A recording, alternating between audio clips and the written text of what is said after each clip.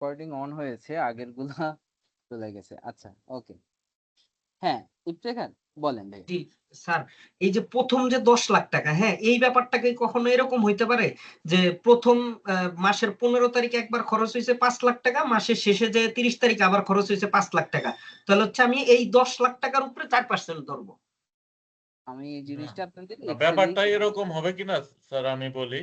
ব্যাপারটা এরকম হবে যে আমার কোম্পানি কয় টাকা আমি এন্টারটেইন করছি, ব্যাপারটা ওটা দেখার বিবেচনা বিবেচনা হলো কোম্পানিতে আমি লাভ প্রফিট করছি 25 লক্ষ টাকা বা 10 লাখ টাকা, যেটাই হোক ওই 10 লাখ পর্যন্ত হলে 4% এমনিতে আমি রেওয়াত পাবো। ব্যাপারটা তো এরকম নাকি স্যার? আমি যেটা বুঝতে পারতেছি, আপনারা কিছু কিছু বুঝতে পেরেছেন, কিছু কিছু স্টিল বুঝতে পারেননি। আপনারা কি, আমি এক্সেল ওপেন করেছি, এটা দেখতে পাচ্ছেন? হ্যালো, এক্সেল নাই। না, স্ক্রিন শেয়ার হয়নি এখনো। স্যার দেখা যাচ্ছে না। শেয়ার হয়নি, ওকে। এবার হয়েছে দেখেন। হুম, জি স্যার দেখা হয়েছে। যাচ্ছে। ওকে,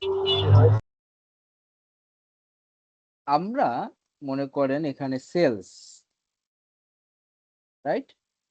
জি, সেলস আছে, এটা হলো সেলস এর ঘর, এটা হলো আমার টাকার ঘর।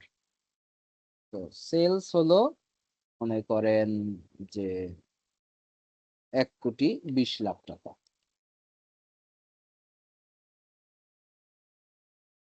অ্যাকাউন্টিং এ নিয়ে আসি। 1,20,00,000 হলো না 12 লাখ হইলো? 2,12,00,000 হয়েছে। এই হলো 1,20,00,000, রাইট? জি, সেলস। এবারে মনে করেন আমার সিওজিএস হয় একটা, right? Cost of goods good sold. Sir. এইটা মনে করেন আপনার 40 লাখ টাকা। 4 লাখ আর একটা শূন্য দিলে 40 লাখ।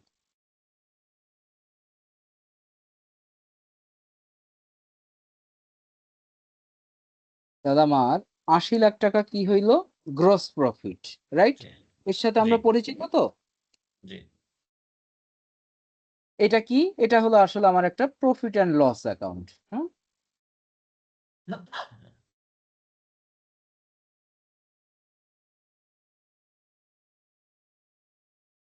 প্রফিট আর লস।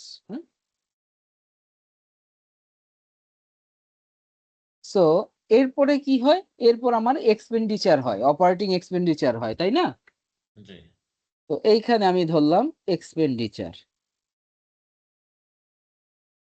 এক্সপেন্ডিচার, এই এক্সপেন্ডিচার গুলো কি কি থাকতে পারে? Entertainment, repair, maintenance. Maintenance, marketing, sales and marketing,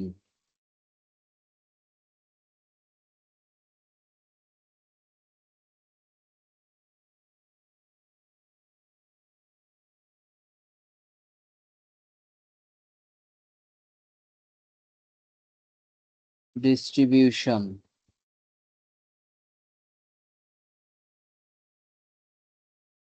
salary,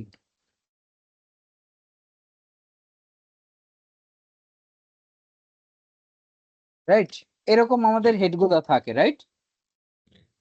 so এখানে মনে করেন এন্টারটেইনমেন্ট আছে 80,000 টাকা। এখানে আছে মনে করেন রিপেয়ার মেইনটেনেন্স আছে মনে করেন 5 লাখ টাকা। সেলস মার্কেটিং আছে মনে করেন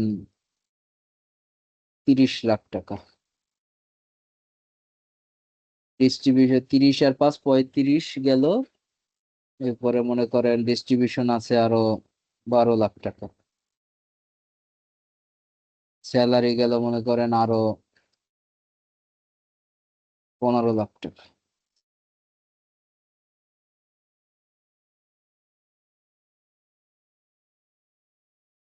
ওকে, এবার এই এক্সপেন্ডিচার আমরা কি করব? এক্সপেন্ডিচার হলো এইগুলোর সব যোগফল, রাইট?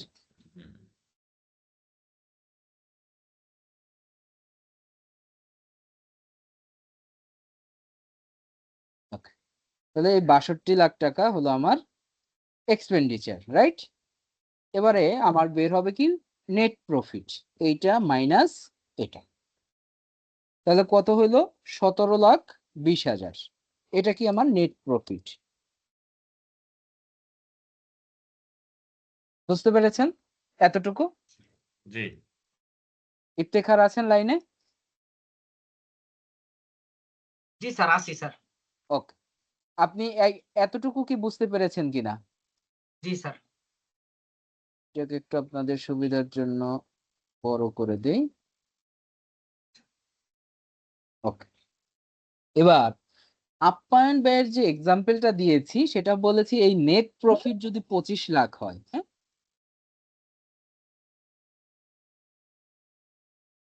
এবার দেখেন এখন আমরা এখানে আছে কত নেট প্রফিট 17 লাখ। কত আছে ভাই? 17 লাখ 17 লাখ। এন্টারটেইনমেন্ট খরচ কত দিয়েছি? 80,000। 80,000 তো এইটার ক্যালকুলেশনটা হবে এরকম, এই যে 17 লাখ থেকে বাদ যাবে কত? 10 লাখ। এখান থেকে আপনি এই যে 7,20,000 দিলে, বাদ দিলে আমি 10 লাখ পেয়ে যাব। এই যে দেখেন, তাহলে এখানে আসলো কত? 10 লাখ। হ্যাঁ, আর একটা ভাগ করতে পারি কি আমরা 7,20,000, রাইট? এই দুইটা মিলে আমার কি হচ্ছে? 17 লাখ হচ্ছে। আমি কি করলাম? এই নেট প্রফিটটারে ভাগ করলাম। কি অনুযায়ী ভাগ করলাম ভাই? এইখানে আমাকে যে স্ল্যাব অনুযায়ী। এই স্ল্যাব অনুযায়ী, এই 10 লক্ষ টাকার যে স্ল্যাবটা, এই স্ল্যাব অনুযায়ী আমি ভাগ করলাম। ওরা বলেছে যে এই 10 লক্ষ টাকার উপরে তোমার 4% অ্যাপ্লিকেবল হবে, মানে অ্যালাউ করবে 4%। 4%। আর বাকি যে অ্যামাউন্টটা থাকে এর উপরে 2%। তাহলে কত হলো? 40 আর 14, এই হলো 54,000 টাকা। তাহলে আপনার লিমিট হলো 54,400 টাকা পর্যন্ত আপনি এন্টারটেইনমেন্ট খাতে ব্যয় করতে পারবেন। বুঝতে পেরেছেন? জি এখন দেখেন আপনার অ্যাকচুয়াল এক্সপেন্ডিচার হয়েছে কত? 80,000 টাকা। তাহলে এই 80,000 মাইনাস 54,400, তাহলে হইলো কত? 25,600 600। এখন যিনি জেনারেল অ্যাকাউন্টেন্ট ও তো আর এত মারপ্যাচ বুঝবে না, বুঝবে? না ও ভাউচার আসছে, ও খরচ বুক করে দিয়েছে। বাট একজন আয়কর আইনজীবীর ভিতরে পার্থক্য হলো এইটা, যে সে ফ্ল্যাগ রাইজ করবে যে না, এই যে কোম্পানির অবস্থা তাতে আমি যদি এন্টারটেইনমেন্ট খাতে আমি 80,000 টাকা ব্যয় আমি ক্লেম করি, তাহলে আমার এই 25,600 টাকা আমার ডিজালাউ হবে। ডিজালাউ মানে কি? এই 25,600 টাকা আমাকে আয় ধরে এর উপরে আবার ইনকামের যে পার্সেন্টেজ, সেই পার্সেন্টেজ আমাকে দিতে হবে। মনে করেন 27.5% বা 30%, যে আমার একটা কর্পোরেট ট্যাক্স রেট থাকে না ভাই? জি আমরা কর্পোরেট ট্যাক্স রেট তো বুঝি নাকি? যে কোম্পানির ক্ষেত্রে যে ট্যাক্স রেট, এটাকেই কি বলা হয়? কর্পোরেট ট্যাক্স রেট বলা হয়। আর স্যালারির ক্ষেত্রে এটা গড় হারে হয়, রাইট? জি তাহলে দেখেন এই যে 25,600 এর উপর এইটা তখন কি হবে? ডিজালাউ হবে। এই আপ্যায়ন খাতে যে কথাটা বলেছে, এইখানে আপনাকে লিমিটটা বলে দিয়েছে। তখন আপনি কি করবেন? আপনার এই 80,000 টাকা তো খরচ তো ঠিকই হয়েছে, রাইট? জি খরচ তো হয় নাই তা না। তখন আপনি কি করবেন? যে এই এন্টারটেইনমেন্টে আপনি এই 54,400 টাকা রেখে বাকি এই 25,600 টাকা হয়তোবা আপনি অন্য কোনো খাতে, হয়তোবা সেলস মার্কেটিং এর খাতে দেখায় দিবেন, নতুবা ডিস্ট্রিবিউশন এক্সপেন্স এর খাতে দেখায় দিবেন। আমি কি বুঝাইতে পারছি ব্যাপারটা? জি হ্যাঁ, আর যদি আপনি 80,000 টাকা এখানে ক্লেম থাকে, তাহলে আপনার কোম্পানির যখন ট্যাক্স ক্যালকুলেশনটা হবে, সে আপনার এখানে গ্রহণ করবে, ট্যাক্স অথরিটি গ্রহণ করবে 54,400 টাকা। 400 বাকি 25,600 টাকা আপনাকে তারা গ্রহণ করবে না। যদিও এটা আপনার কস্ট, কিন্তু তারা এই খাতে এটা গ্রহণ করবে না। তখন তারা এটাকে ডিসঅ্যালাউ করবে। বুঝতে পেরেছেন? হ্যাঁ স্যার, আর একটা কোশ্চেন ছিল স্যার, যে জি, আমি যেমন 25,600 টাকা, হ্যাঁ, জি। তো এটা আমি অন্য খাতে না দেখাইলাম, তো সেই ক্ষেত্রে তো কোম্পানিকে মানে ট্যাক্স বেশি দিতে হবে, তাই না? রাইট রাইট রাইট, এইটাই হলো কথা। মানে এটা আয়কর আইনে কিন্তু আপনারে বলে নাই যে আপনি এটা অন্য খাতে দেখাবেন, বুঝছেন? হ্যাঁ, ঠিক আছে, আয়কর আইনে কি বলা আছে যে আপনার ট্যাক্স ক্যালকুলেশনটা কিভাবে হবে, এটা করতে বুঝছেন? পারবেন আপনি। রাইট, আপনার ট্যাক্স ক্যালকুলেশনটা কিভাবে হবে সেইটা। তো আমি এখানে দুই ধরনের কথা বলেছি। জি একটা স্যার। হলো আপনার ট্যাক্স ক্যালকুলেশন কিভাবে হবে সেটা, আর আপনাকে অ্যাডভান্স লেভেলের একটা কথা বলেছি যে আপনি যদি আপনার পারফরম্যান্স শো করতে চান ম্যানেজমেন্টের কাছে যে হ্যাঁ আপনি আয়কর আইনজীবী, কেন আপনাকে একটা জেনারেল অ্যাকাউন্টেন্টের থেকে আপনার স্যালারি 20,000 টাকা বেশি হবে? হ্যাঁ, এটা তো আপনার চেহারা দেখে আপনার কোম্পানি আপনাকে দিবে না। স্যালারি বেশি দিবে না, দিবে? না, আপনার না, না। ইয়ারলি কেপিআই হয়, যারা কর্পোরেটে চাকরি করেন তারা অবশ্যই কেপিআই সম্পর্কে জানেন যে কি পারফরম্যান্স ইন্ডিকেটর, ইন্ডিকেটর। অনেকে এটাকে 360 ইভ্যালুয়েশন বলে। মানে কি আপনার বছরে একটা ইভ্যালুয়েশন হয়, সেখানে আপনি কোম্পানির কত টাকা আপনি কোন ওয়েতে সেভ করতে পারলেন। যারা আমরা অ্যাকাউন্টেন্ট, রাইট, এদের অবজেক্টিভ থাকে এইটা। যারা সেলসে থাকে এরা কয় টাকা খরচ করছে এটা বিষয় না, তাদের টার্গেট হলো আমি কত টাকা সেলস বাড়াইছি। হ্যাঁ, হয়তোবা সে খরচ আরো বাড়াইছে বেশি কিন্তু সেলস একটু কম বাড়াইছে, সে ওটা ফোকাস করে না। আর আমরা যারা অ্যাকাউন্টসে জব করি আমাদের হাতে তো খরচ আটকানোর ওয়ে নাই, রাইট? একজনে এসে ভাউচার দিলে অ্যাপ্রুভাল নিয়ে আমাকে পেমেন্ট করতে হচ্ছে, বাট ওই খরচের ভিতরেও ডিউরিং দা টাইমে আমি কত টাকা ইন্টেলেকচুয়ালি কোম্পানির সেভ করতে পারি সেই ওয়েটা আমি বললাম। হ্যাঁ, আপনি কিন্তু এই ৮০,০০০ টাকা খরচ তো খরচই, এই ৮০,০০০ টাকার আপনি যদি এইখানে শো করেন আপনার ৫৪,৪০০ আর ২৫,৬০০ যদি আপনি সেলস মার্কেটিং এর ভিতরে দিয়ে দেন, হ্যাঁ, তাহলে কি হচ্ছে আপনার কোম্পানির ট্যাক্স বার্ডেনটা কমে গেল। বুঝতে পেরেছেন ব্যাপারটা? জি। বাট এটা কিন্তু আমার শিখানোর উদ্দেশ্য না, মানে এখানে দেখানোর উদ্দেশ্য হলো যে এই ৮০,০০০ টাকার উপরে ক্লিয়ার কিভাবে বোঝার জন্য আরকি। হয়। হ্যাঁ, আর আপনাদের একটা টেকনিকও অ্যাডভান্স লেভেলে দিয়ে দিলাম যে আপনি কিভাবে কস্টটা রিডিউস করতে পারেন, ট্যাক্স এক্সপেন্সটা রিডিউস করতে পারেন, হ্যাঁ, আইনের মধ্যে থেকে। আশা করি এবার আপ্যায়ন ব্যয় নিয়ে কারো কোনো কনফিউশন থাকবে না। ইফতেখার রেজ করেছিলেন, ইফতেখার আপনার সমস্যাটা কি সলভড হয়েছে? জি স্যার, জি sir, thank you sir. Okay, এবারে আমরা চলে যাই যে পারকুইজিট নিয়ে আমাদের অনেকের কনফিউশন ছিল, আমরা পারকুইজিট ক্যালকুলেশনে চলে যাই। তাহলে পারকুইজিট কততে আছে কেউ একজন বলেন যাইতে যাইতে, বলতে পারবেন কেউ? এনিয়ন? ধারা ৪৫। ৩৩ নং একটা বলছিলেন আরকি। একজনে বললেন ৪৫, ভুল। ও সরি, ধারা ৩২ হবে, চাকরি হতে আয় হবে। ধারা ৩২ কিন্তু ৩৩ ধারা নং ৩২ প্যারা ও নাকি জানি। ৩৪ স্যার, ৩৫। ৩৫ হলে চাকরি হতে আয়। ৩৪ স্যার। বলতে থাকেন সবগুলা। না, ধারা ৩২ কিন্তু ৩৩ নং বলছিলেন, ৩৩ নং লিখে রাখছি। হ্যাঁ, হ্যাঁ, পারকুইজিট ৩৩। হলো ৩৩। হ্যাঁ, একজনে বললেন ৩৪, ৩৪ হলো সরি শেয়ার স্যার, ইস্যু, ৩৪ হচ্ছে share issue sir, sorry sir. আর ৩২ হলো স্যালারি খাতে, হ্যাঁ, বেতন খাতে। এইগুলাই কিন্তু আপনাদের লাগবে। যেমন পারকুইজিটটা কত ধারায় আছে এটা আপনার নিশ্চিত থাকেন এটা আপনার রিটেনে আসবে না, বা ভাই ভাই কারো কারো জন্য এই কোশ্চেনটা থাকবে যে পারকুইজিট কত ধারায় আছে। বুঝতে পেরেছেন?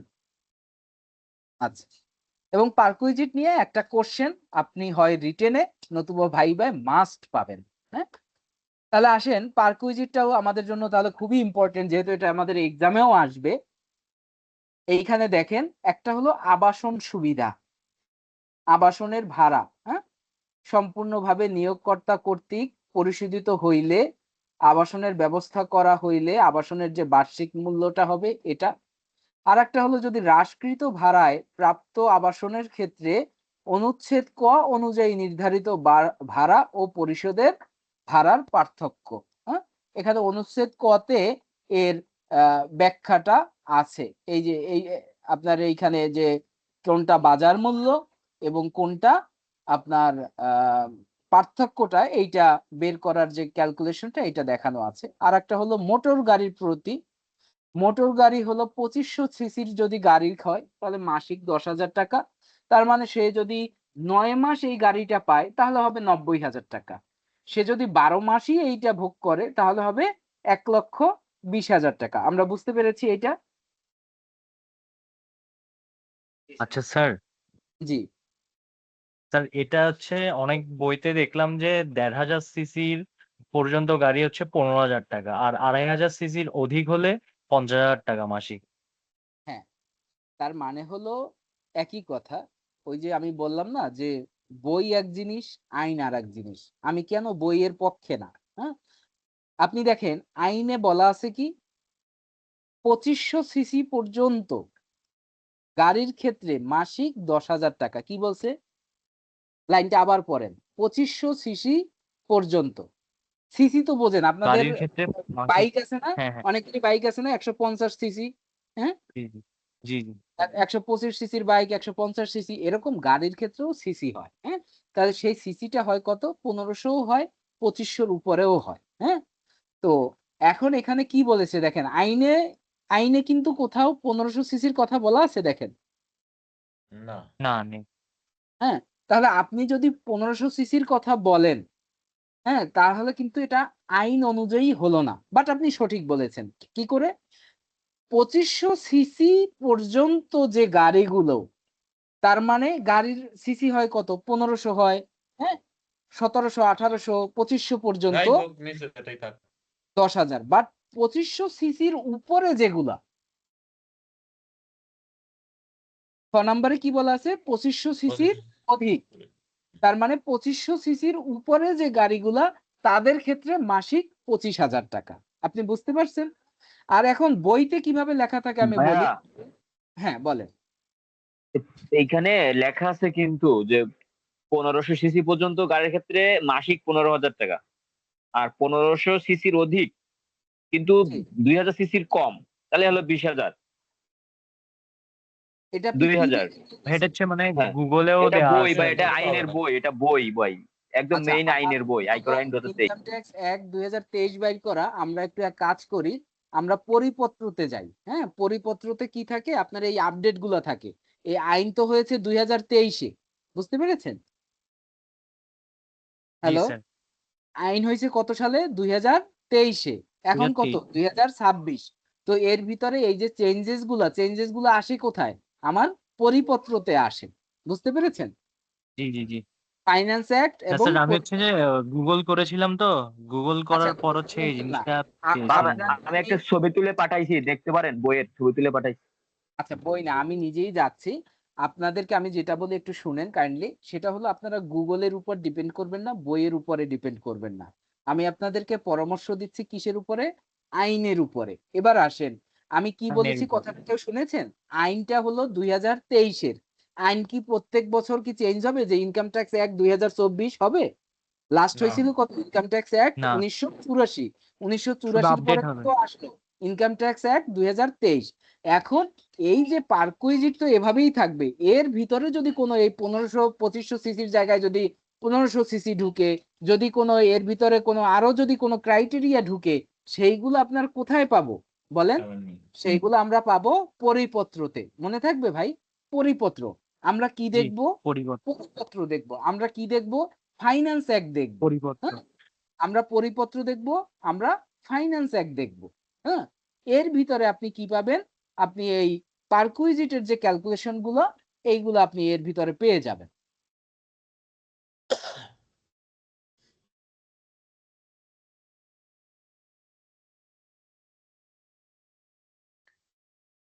এখানে আছে আমি নির্দেশিকায়।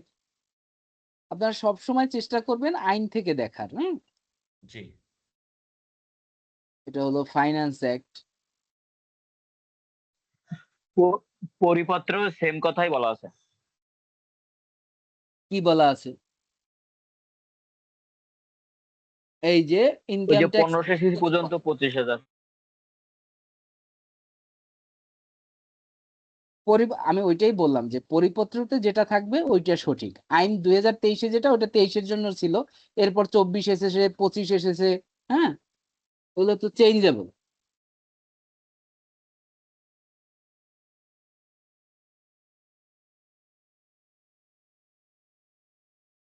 এই যে পারকুইজিট 18 নাম্বার দেখছেন, সংক্রান্ত ধারা 33-এর। আচ্ছা, এই লাইনটা একটু আপনারা দেখেন, আমি মনে হয় আপনাদেরকে বুঝাইতে পারতেছি না। এই যে পারকুইজিট ভাতা ও সুবিধাদির আর্থিক মূল্য নির্ধারণ সংক্রান্ত ধারা 33-এর সংশোধন। বুঝতে পেরেছেন কি বললাম? হ্যাঁ। 33-এর সংশোধন। জি জি আমি আপনাদের কি দেখাইলাম? এই ইনকাম ট্যাক্স অ্যাক্টের ধারা 33 দেখাইলাম, রাইট? 33 এটা সংশোধন। জি এটা কত সালের? 2023। এরপর 2024 2023 কি আপনি 23 দেখবেন? আপনার বেস থাকবে ইনকাম ট্যাক্স অ্যাক্ট 2023, আর 24-এর পরিপত্রতে থাকবে ওই ইনকাম ট্যাক্স অ্যাক্ট 23-এর যে ধারায় চেঞ্জেস আসছে, সংশোধন আসছে, শুধু সংশোধনী গুলাই আপনি কোথায় পাবেন? পরিপত্রতে পাবেন। আপনি কি বুঝতে পারছেন আমার কথাটা? যদি জি কোনো স্যার সংশোধন না হয় সেটা পরিপত্রতে আসবে না, সেটা ওই ইনকাম ট্যাক্স অ্যাক্টই বেস। আমরা বুঝতে পেরেছি ভাই? জি, বুঝতে পেরেছি। জি স্যার এবার পেজ নাম্বার 18-তে আমরা চলে যাই। পেজ নাম্বার 18-তে গেলে আমাদের সমস্ত কনফিউশন ক্লিয়ার হয়ে যাবে। বাট আমি আপনাদের যেটা শিখাতে চাচ্ছি সেটা হলো, আমরা গুগল, আমরা অমুকের বই, অমুক পাবলিকেশনের বই এইটাকে বেস ধরবো না। আমরা বেস ধরবো কি? বেস ধরবো পরিপত্র, আইন। হ্যাঁ, ইনকাম ট্যাক্স অ্যাক্ট, পরিপত্র, ফাইন্যান্স অ্যাক্ট, এইসব আমরা বেস ধরবো। 18 নম্বর পেজে আমরা দেখেছিলাম 12, 22, 23, 24, 25 উপরে রেখে এই আসছি আমরা। এই থাকার কথা। রেখে আসছি আমরা, অর্থাৎ দেখে 26 আসছি আসছেন। হ্যাঁ, চাকরি হ্যাঁ। হইতে 32-এর সংশোধন, এই যে 33-এর সংশোধন, এই যে দেখেন। ওই যে বললাম 2500 একটু আগে, আপনাদের কথাটা মনে আছে যে আমি কি বললাম? যদি এই ক্রাইটেরিয়ার ভিতরে যদি আরো কিছু ক্রাইটেরিয়া সংযোজন হয় বা বিয়োজন হয়, বুঝতে পেরেছেন ভাইরা? জি। জি স্যার সেই ক্ষেত্রে আমরা সেটা কই পাবো? আমরা পরিপত্রতে পাবো। হ্যাঁ, এবং এই ম্যাটেরিয়ালস গুলো কিন্তু আমরা অলরেডি আপনাদের কাছে শেয়ার করেছি, সবার কাছে আছে তো নাকি? এই যে ফাইন্যান্স অ্যাক্ট, ইনকাম ট্যাক্স পরিপত্র, নির্দেশিকা, ইনকাম ট্যাক্স অ্যাক্ট আছে ভাই সবার কাছে? জি স্যার ওকে, তাহলে দেখেন এইখানে বলা আছে, এই যে এক ভাই বললেন যে 1500 সিসি পর্যন্ত গাড়ির ক্ষেত্রে মাসিক 15,000 টাকা, 15 সিসির অধিক কিন্তু 2,000, 20,000 টাকা। দেখেন ইনকাম ট্যাক্স অ্যাক্টে আইনে কি হইলো? আইন হইলো যে ভাই 2500 সিসি পর্যন্ত 10,000 টাকা, এবং 2500 সিসির অধিক হইলে 25,000 টাকা। এখন গভর্নমেন্ট এই মাত্র দুইটা স্ল্যাবে কি হচ্ছে দেখেন, এখন যদি যাদের 2000 সিসি তারও কিন্তু 10,000 টাকা দিতে হচ্ছে, যার 2500 সিসি তারও 10,000 টাকা দিতে হচ্ছে। বুঝতে পেরেছেন কিনা? তো গভর্নমেন্ট আপনার এনবিআর কি করে? সব সময় চেষ্টা করে যে তার রেভিনিউর খাত বাড়ানোর জন্য, রাইট? যে রেভিনিউটা কিভাবে ইনক্রিজ করা যায়। সো দেখলো এইখানে একটা ক্রাইটেরিয়া যদি আমি অ্যাড করে দিই, এইখানে একটা গ্যাপ আছে, আমি যদি এইখানে ক্রাইটেরিয়াটা অ্যাড করি তাহলে আমি গভর্নমেন্টের কাছ থেকে গভর্নমেন্টের রেভিনিউ বাড়াইতে পারবো, রাইট?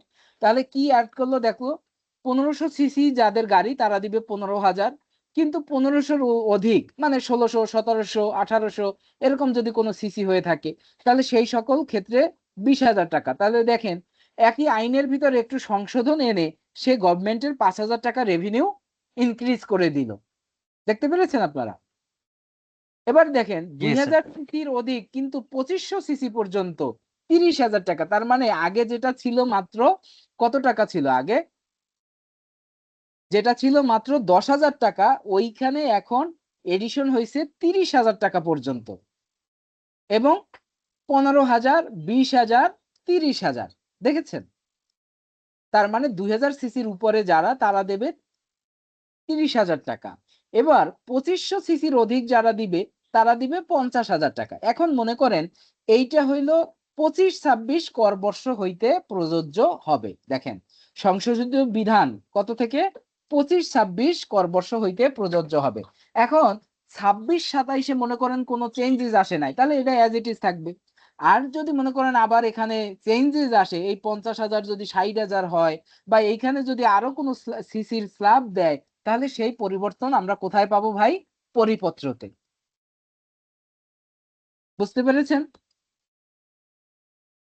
স্যার একটা কোশ্চেন ছিল। স্যার এটা কি দ্রুত ইনফ্লেশনের জন্য মনে হয় হচ্ছে না? ইনফ্লেশন কি মানে, মনে করেন আপনাকে দায়িত্ব দেওয়া হলো এনবিআর এর, রাইট? আপনি এনবিআর এর চেয়ারম্যান, রাইট? এখন এনবিআর এর চেয়ারম্যানের জি কি স্যার কাজ বলেন? একজন এনবিআর এর চেয়ারম্যানের তার মেইন কাজ কি? তার মেইন কাজ হলো গভর্নমেন্ট রাজস্ব রেভিনিউ, বাড়ানো। রাইট, গভর্নমেন্ট রেভিনিউ মানে কি রাজস্বটা বাড়ানো। হ্যাঁ, স্যার কোশ্চেন পাবলিকেরও ছিল একটা এগেইনস্টে স্যার। যাওয়া যাবে না, কিন্তু সিস্টেমে আমাকে রাজস্ব বাড়াতে হবে। তো সেক্ষেত্রে দেখা যায় আমরা মোটামুটি যারা মিডিয়াম রেঞ্জে থাকি, যারা মিড লেভেল, এদের গাড়িগুলো সাধারণত 1500 সিসি থাকে। তো তার জন্য কি করা হইলো যে 10,000-এর জায়গায় এখন হলো 15,000, যে ভাই মাত্র 5,000 টাকা বাড়ছে। কিন্তু যে ভদ্রলোক 2500 সিসির গাড়ি চালায়, এরা মনে করেন আর একটু আপার ক্লাস, তার জন্য কিন্তু এই 20,000 টাকা এডিশনাল কস্ট কোনো আহামরি কোনো বার্ডেন না। বুঝতে পেরেছেন? তো জি স্যার, এই, মানে যার ইনকাম অনুযায়ী আর কি। হ্যাঁ, ইনকাম অনুযায়ী তখন সে কি করলো, এই স্ল্যাব গুলো বাড়াইয়ে দিল, এবং এতে কি হইলো, আপনার গভর্নমেন্টের রেভিনিউটা নিশ্চিত হইলো। Yes sir. হ্যাঁ, মানে আমি রেকর্ডিং এ আসি তো, আবার ক্লাসগুলো ইউটিউবেও যায়, তো তাই সব কথা বলতেও পারি না, আবার কিছু কিছু হিন্টস দেই আপনাদের। যেমন স্যার আপনাদের মেইন ফ্যাক্ট হলো, আপনার মনে করেন ট্যাক্স আসছে 5,000 টাকা, রাইট? তো জি আপনি আর স্যার। এক্ষেত্রে ফাঁকি বা কি দিবেন? বুঝতে পেরেছেন? আপনার ট্যাক্সই আসছে 5,000 টাকা, তো আপনি ফাঁকি আর কি দিবেন? আর যাদের মনে করেন 5 লক্ষ টাকা, 50 লক্ষ টাকা ট্যাক্স আসছে, এরা কি চেষ্টা করলে একটু ফাঁকি দিতে পারে না? অবশ্যই জি স্যার। স্যার। ফাঁকি দিতে পারে। তো একটা হলো ডিরেক্ট ট্যাক্স, আর একটা হলো ইনডাইরেক্ট ট্যাক্স, রাইট?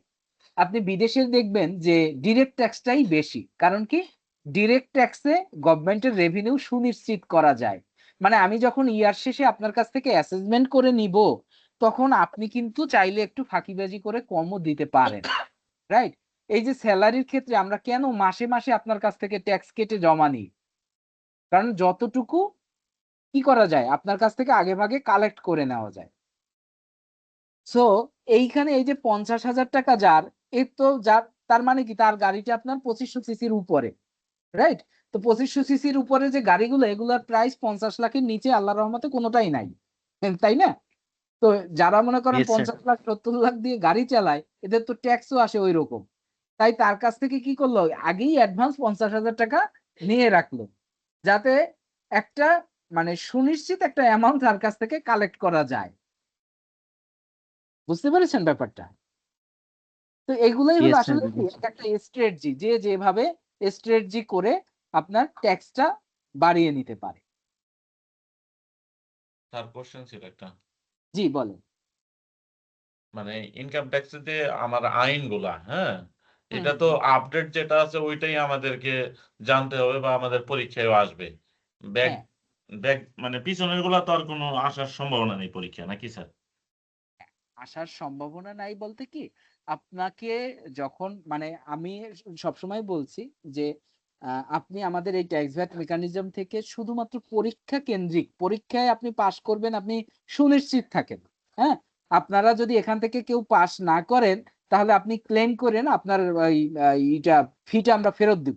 হ্যাঁ, আপনার ফিটা আমরা ফেরত দিয়ে দিব, কোর্স ফিটা আমরা ফেরত দিয়ে দেবো যদি কেউ পাস না করেন। হ্যাঁ, বাট মেইন ফ্যাক্টটা হলো কি, আপনারা এই ট্যাক্স ভ্যাট মেকানিজমের যে ক্লাসগুলো করবেন, এক্ষেত্রে আপনার বেসটা যত স্ট্রং করে নিয়ে যাইতে পারেন। তো বেস হইলো কি, আপনার ইনকাম ট্যাক্স অ্যাক্ট 23, আয়কর আইন 2023 হইলো আপনার বেস। এইটার উপরে আপনার পুরোপুরি দখল থাকতে হবে। আপনার পড়ার স্টাইলটা হবে এরকম, এই যে 33 কিন্তু আর 34 কখনো হবে না। আপনি বুঝতে পেরেছেন? জি স্যার। এই 33 ধারা 33 কিন্তু 34 হওয়ার সুযোগ নাই। এই ধারা 33-এর যে সংশোধনী গুলো আসবে, সেইগুলা আপনি পরিপত্র থেকে দেখবেন, আপনি ফাইন্যান্স অ্যাক্ট থেকে দেখবেন। আমরা বলি না যে ট্যাক্স ভ্যাটের রেট গুলো অলওয়েজ চেঞ্জেবল, মানে কি, প্রত্যেক বছর বাজেট হচ্ছে, আমার পরিপত্র বের হচ্ছে, আমার ফাইন্যান্স অ্যাক্ট বের হচ্ছে। ফাইন্যান্স অ্যাক্ট যেটা 2025 আছে, এই জুনের পর আবার 2026 আসবে না ভাই? জি আসবে। আসবে। সেইগুলো কিসের উপরে আসবে?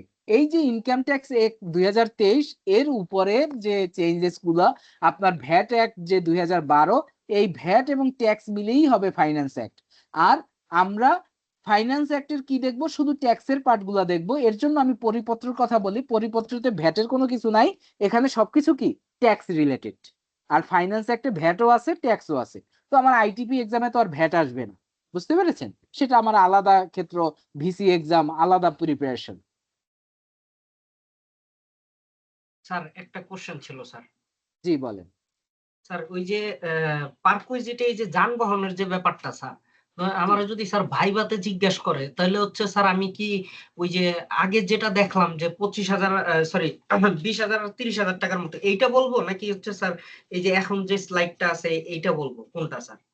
আপনাকে যদি পারকুইজিট জিজ্ঞাসা করে, যে আমি আপনাকে বললাম যে পারকুইজিট বলেন, জি আপনি স্যার। পারকুইজিটটা বলবেন যে as per income tax act 2023।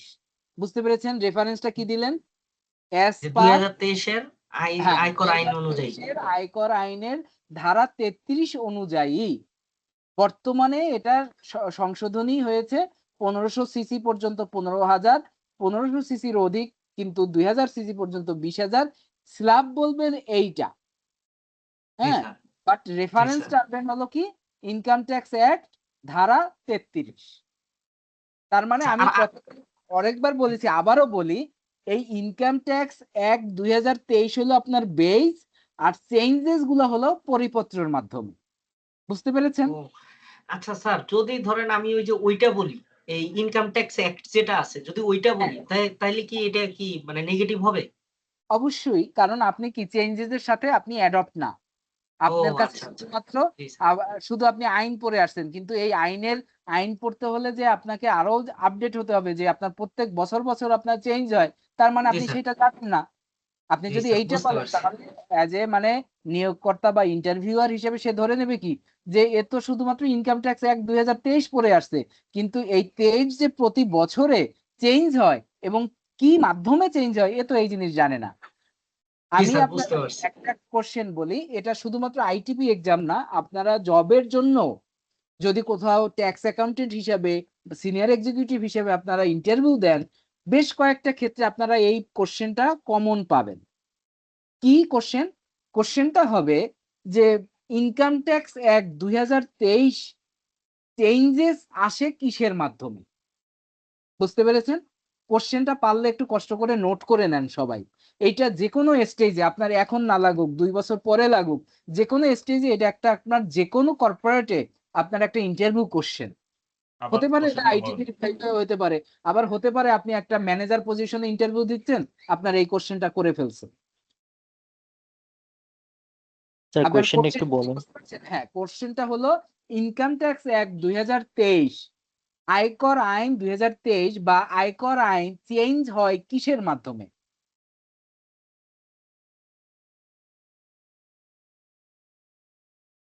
তখন উত্তরটা হবে আপনার যে প্রতি বছর ফাইন্যান্স অ্যাক্ট এবং ইনকাম ট্যাক্স পরিপত্র অনুযায়ী আমার আয়কর আইন 2023 এর চেঞ্জেস গুলো হয়ে থাকে।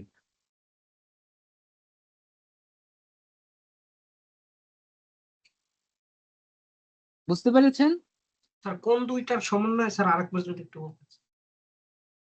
ফাইন্যান্স অ্যাক্ট 2025 এবং আয়কর পরিপত্র, মানে 25 বলবেন না, সরি, আয়কর আইন এবং ইনকাম ট্যাক্স পরিপত্র অনুযায়ী।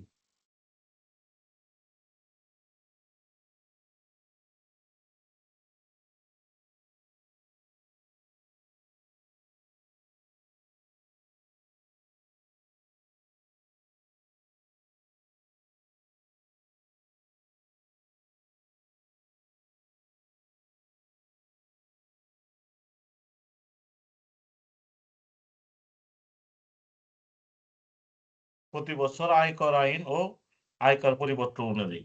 হ্যাঁ, হ্যাঁ, আয়কর আইন এবং আয়কর পরিপত্র অনুযায়ী।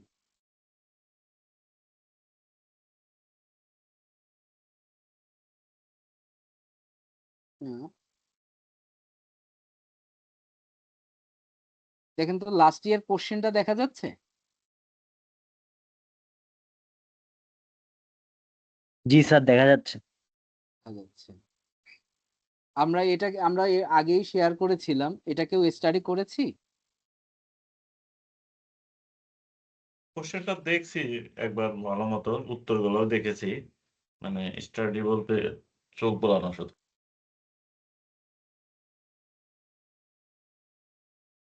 আচ্ছা স্যার, ট্যাক্সের যে ম্যাথ গুলা মানে সাধারণত হয়ে থাকে মানে তা কি ওভাবে দেয় এই যে পরীক্ষায়? দেখেন, এই যে দেখেন, এই যে আমার ওই কোশ্চেনটা করার সময় আমার মনে পড়ছিল যে এটা কই জানি দেখলাম। দেখেন, আমি যেটা বললাম আপনাদের বিভিন্ন কর্পোরেটে দেখেন এটা আইটিপিতেও আসছে।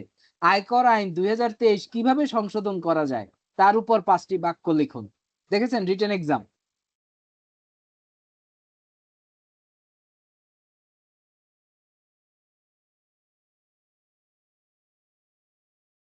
দেখেছেন ভাই?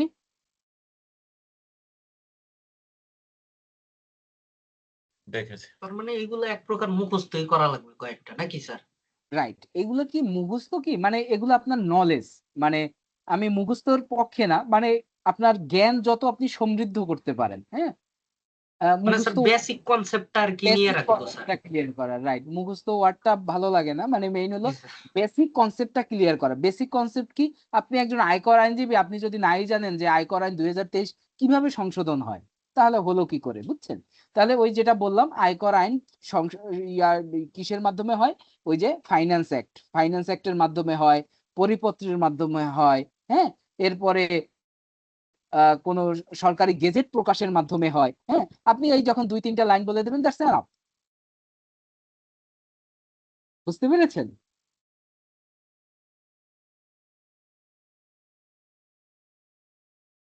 হুম। তো এই হইলো আমাদের আর কি ওই লাস্ট ক্লাসের যে আমাদের কনফিউশন যেগুলো ছিল সেইটা। হুম। তো এবার কি পারকুইজিট নিয়ে আর কোনো কনফিউশন আছে ভাই? রিপন, রিপন আছেন লাইনে? রিপন? এই কনফিউশন শেষ নাই অ্যাকচুয়ালি। এই যে যে 15 সিসি বা যাই হোক, ধরেন 50,000 টাকা, 2500 সিসির অধিক হইলে 50,000 টাকা দিতে হবে। এই 50 টাকা আমি কোথায় দেবো অ্যাকচুয়ালি, সেটা কিভাবে আসবে গণনাটা 50,000 টাকা?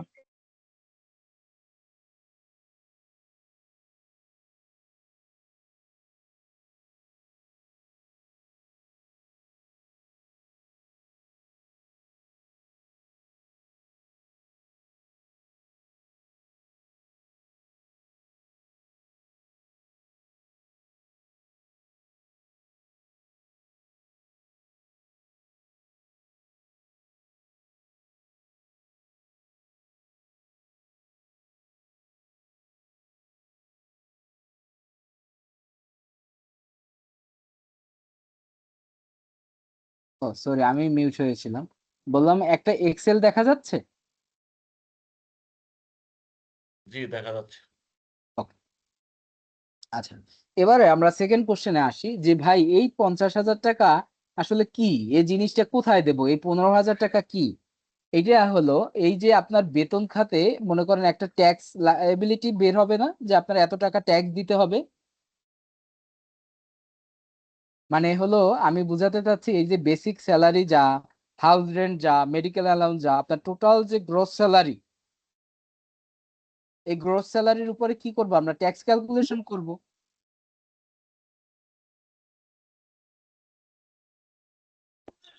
হ্যাঁ। আপনি কনফিউশনটা কিন্তু আপনার, আপনি একটু ক্লিয়ার হয়ে নেবেন। আশা করি কারো কোনো কনফিউশন থাকবে না। তাহলে আমরা কি করছি প্রিন্স? ট্যাক্স ক্যালকুলেশন করছি, রাইট? হ্যাঁ করলাম, একটা ট্যাক্স পেয়েবল একটা অ্যামাউন্ট বের করলাম। রাইট, একটা অ্যামাউন্ট বের করলাম। এখন এর ভিতরে মনে করেন এইখানে ট্যাক্স লায়াবিলিটি আসছে কত? 27,000 টাকা, রাইট? এই যে ট্যাক্স, হ্যাঁ টোটাল ট্যাক্স পেয়েবল কত? 27,000 টাকা। আমি একটা করে দেখাবো আজকে আপনাদের, আমার প্ল্যান আছে। এখন এই লোকের আমরা ধরে নিলাম ওই যে 1500 সিসির গাড়ি আছে, বুঝছেন? 1500 সিসির হ্যাঁ গাড়ি আছে। তাহলে 1500 সিসির গাড়ি যদি থাকে তাহলে কত? 15,000 টাকা তাকে 15। অ্যাডভান্স দিতে হবে গভর্নমেন্টকে, রাইট? 15,000 টাকা অ্যাডভান্স দিতে হবে। তাহলে এই 22,000 থেকে তাকে কি করতে হবে? 15,000 টাকা অলরেডি সে গভর্নমেন্টকে দিয়ে দিয়েছে, যেটা বললাম যে ডিরেক্ট ট্যাক্স আসলে, বুঝছেন? তাহলে এই যে ও ঠিক। 27,000 মাইনাস 15,000 তাহলে কত রইলো? 12,000। এই গভর্নমেন্টকে সে এখন শুধুমাত্র টাকা দিবে কত টাকা? 12,000 টাকা দিবে, কারণ 15,000 টাকা তার গাড়ি বাবদ অলরেডি দেওয়া আছে।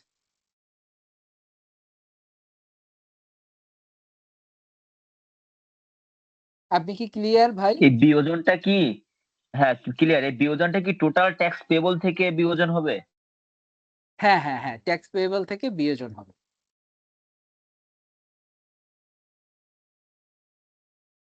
ওকে, ক্লিয়ার। ওকে, তাহলে এখন আমরা বলতে পারি যে লাস্ট ক্লাসে আমরা যে যে এরিয়া নিয়ে স্টাডি করেছিলাম এগুলো আমরা কমপ্লিট, রাইট?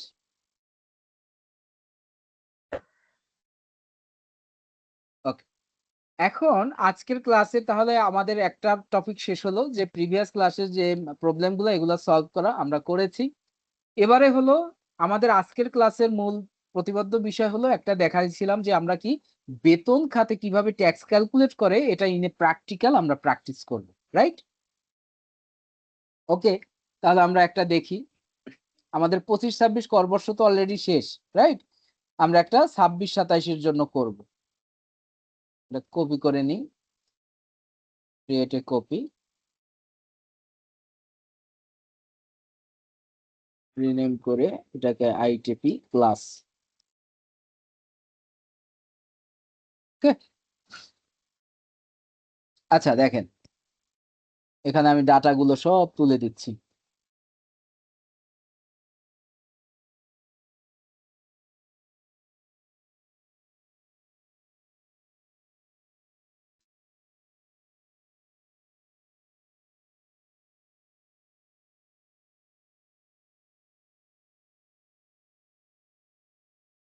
এই আমি একবারে একদম ফ্রেশ একটা ডাটা আপনাদের জন্য দেখাচ্ছি, রাইট? এটা খুবই ইম্পর্টেন্ট কিন্তু ভাই,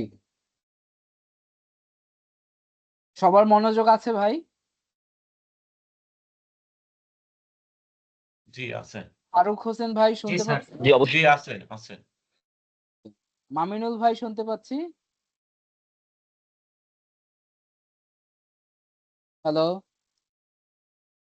মামিনুল ইসলাম ভাই,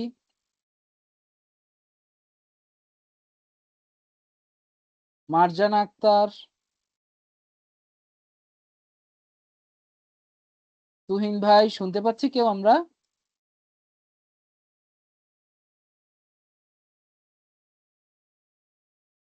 চুপচাপ থাকলে মানে ক্লাস করে আর কি লাভ, বুঝছেন ভাই না? শোনা যাচ্ছে? হ্যাঁ শোনা যাচ্ছে, মানে আপনারাই কয়েকজন আছেন, ফারুক ভাই, ইফতেখার আলম, প্রিন্স ভাই, সূর্য ভাই শুনতে পাচ্ছেন? জি স্যার, আছি। ওকে, থ্যাংক ইউ। তাহলে আমরা একটু মনোযোগী হই, খুবই ইম্পর্টেন্ট এইটা আজকের। হ্যাঁ, আমরা এখন কি করতেছি, একজন ব্যক্তির বেতন খাতের ট্যাক্স ক্যালকুলেশন শিখছি। ওকে, তাহলে এখন আমাদের কোন বছর চলে? 25-26 ফাইন্যান্সিয়াল ইয়ার, রাইট? আমরা আয় বর্ষ জানি ভাই, আপনারা হ্যাঁ, এই বর্ষ জানি। জি স্যার। আয় বর্ষ এবং কর বর্ষ আমি ইন জেনারেল বেসিকটা বলে দিচ্ছি, এটা খুব সুন্দর করে আপনারা সংজ্ঞা আকারে লিখবেন বাসায়। হ্যাঁ, এবং নেক্সট ক্লাসে এটা এক একজনে টেক্সট আকারে লিখে দিবেন গ্রুপে।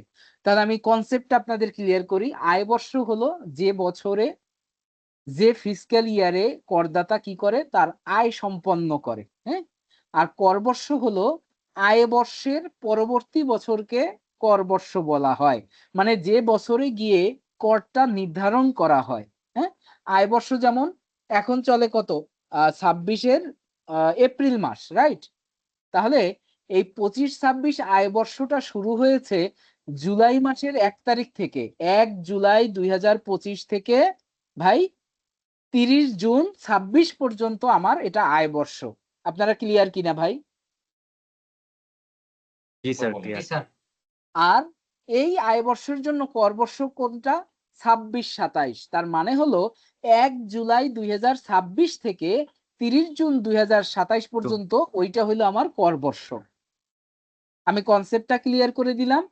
এইটা আপনারা আইনের আলোকে কিভাবে লেখা আছে একটু সুন্দর করে সাজিয়ে গুছিয়ে লিখে প্র্যাকটিস করবেন। এই আয়বর্ষ করবর্ষ নিয়ে আপনার পরীক্ষায় থাকবে, শিওর থাকেন।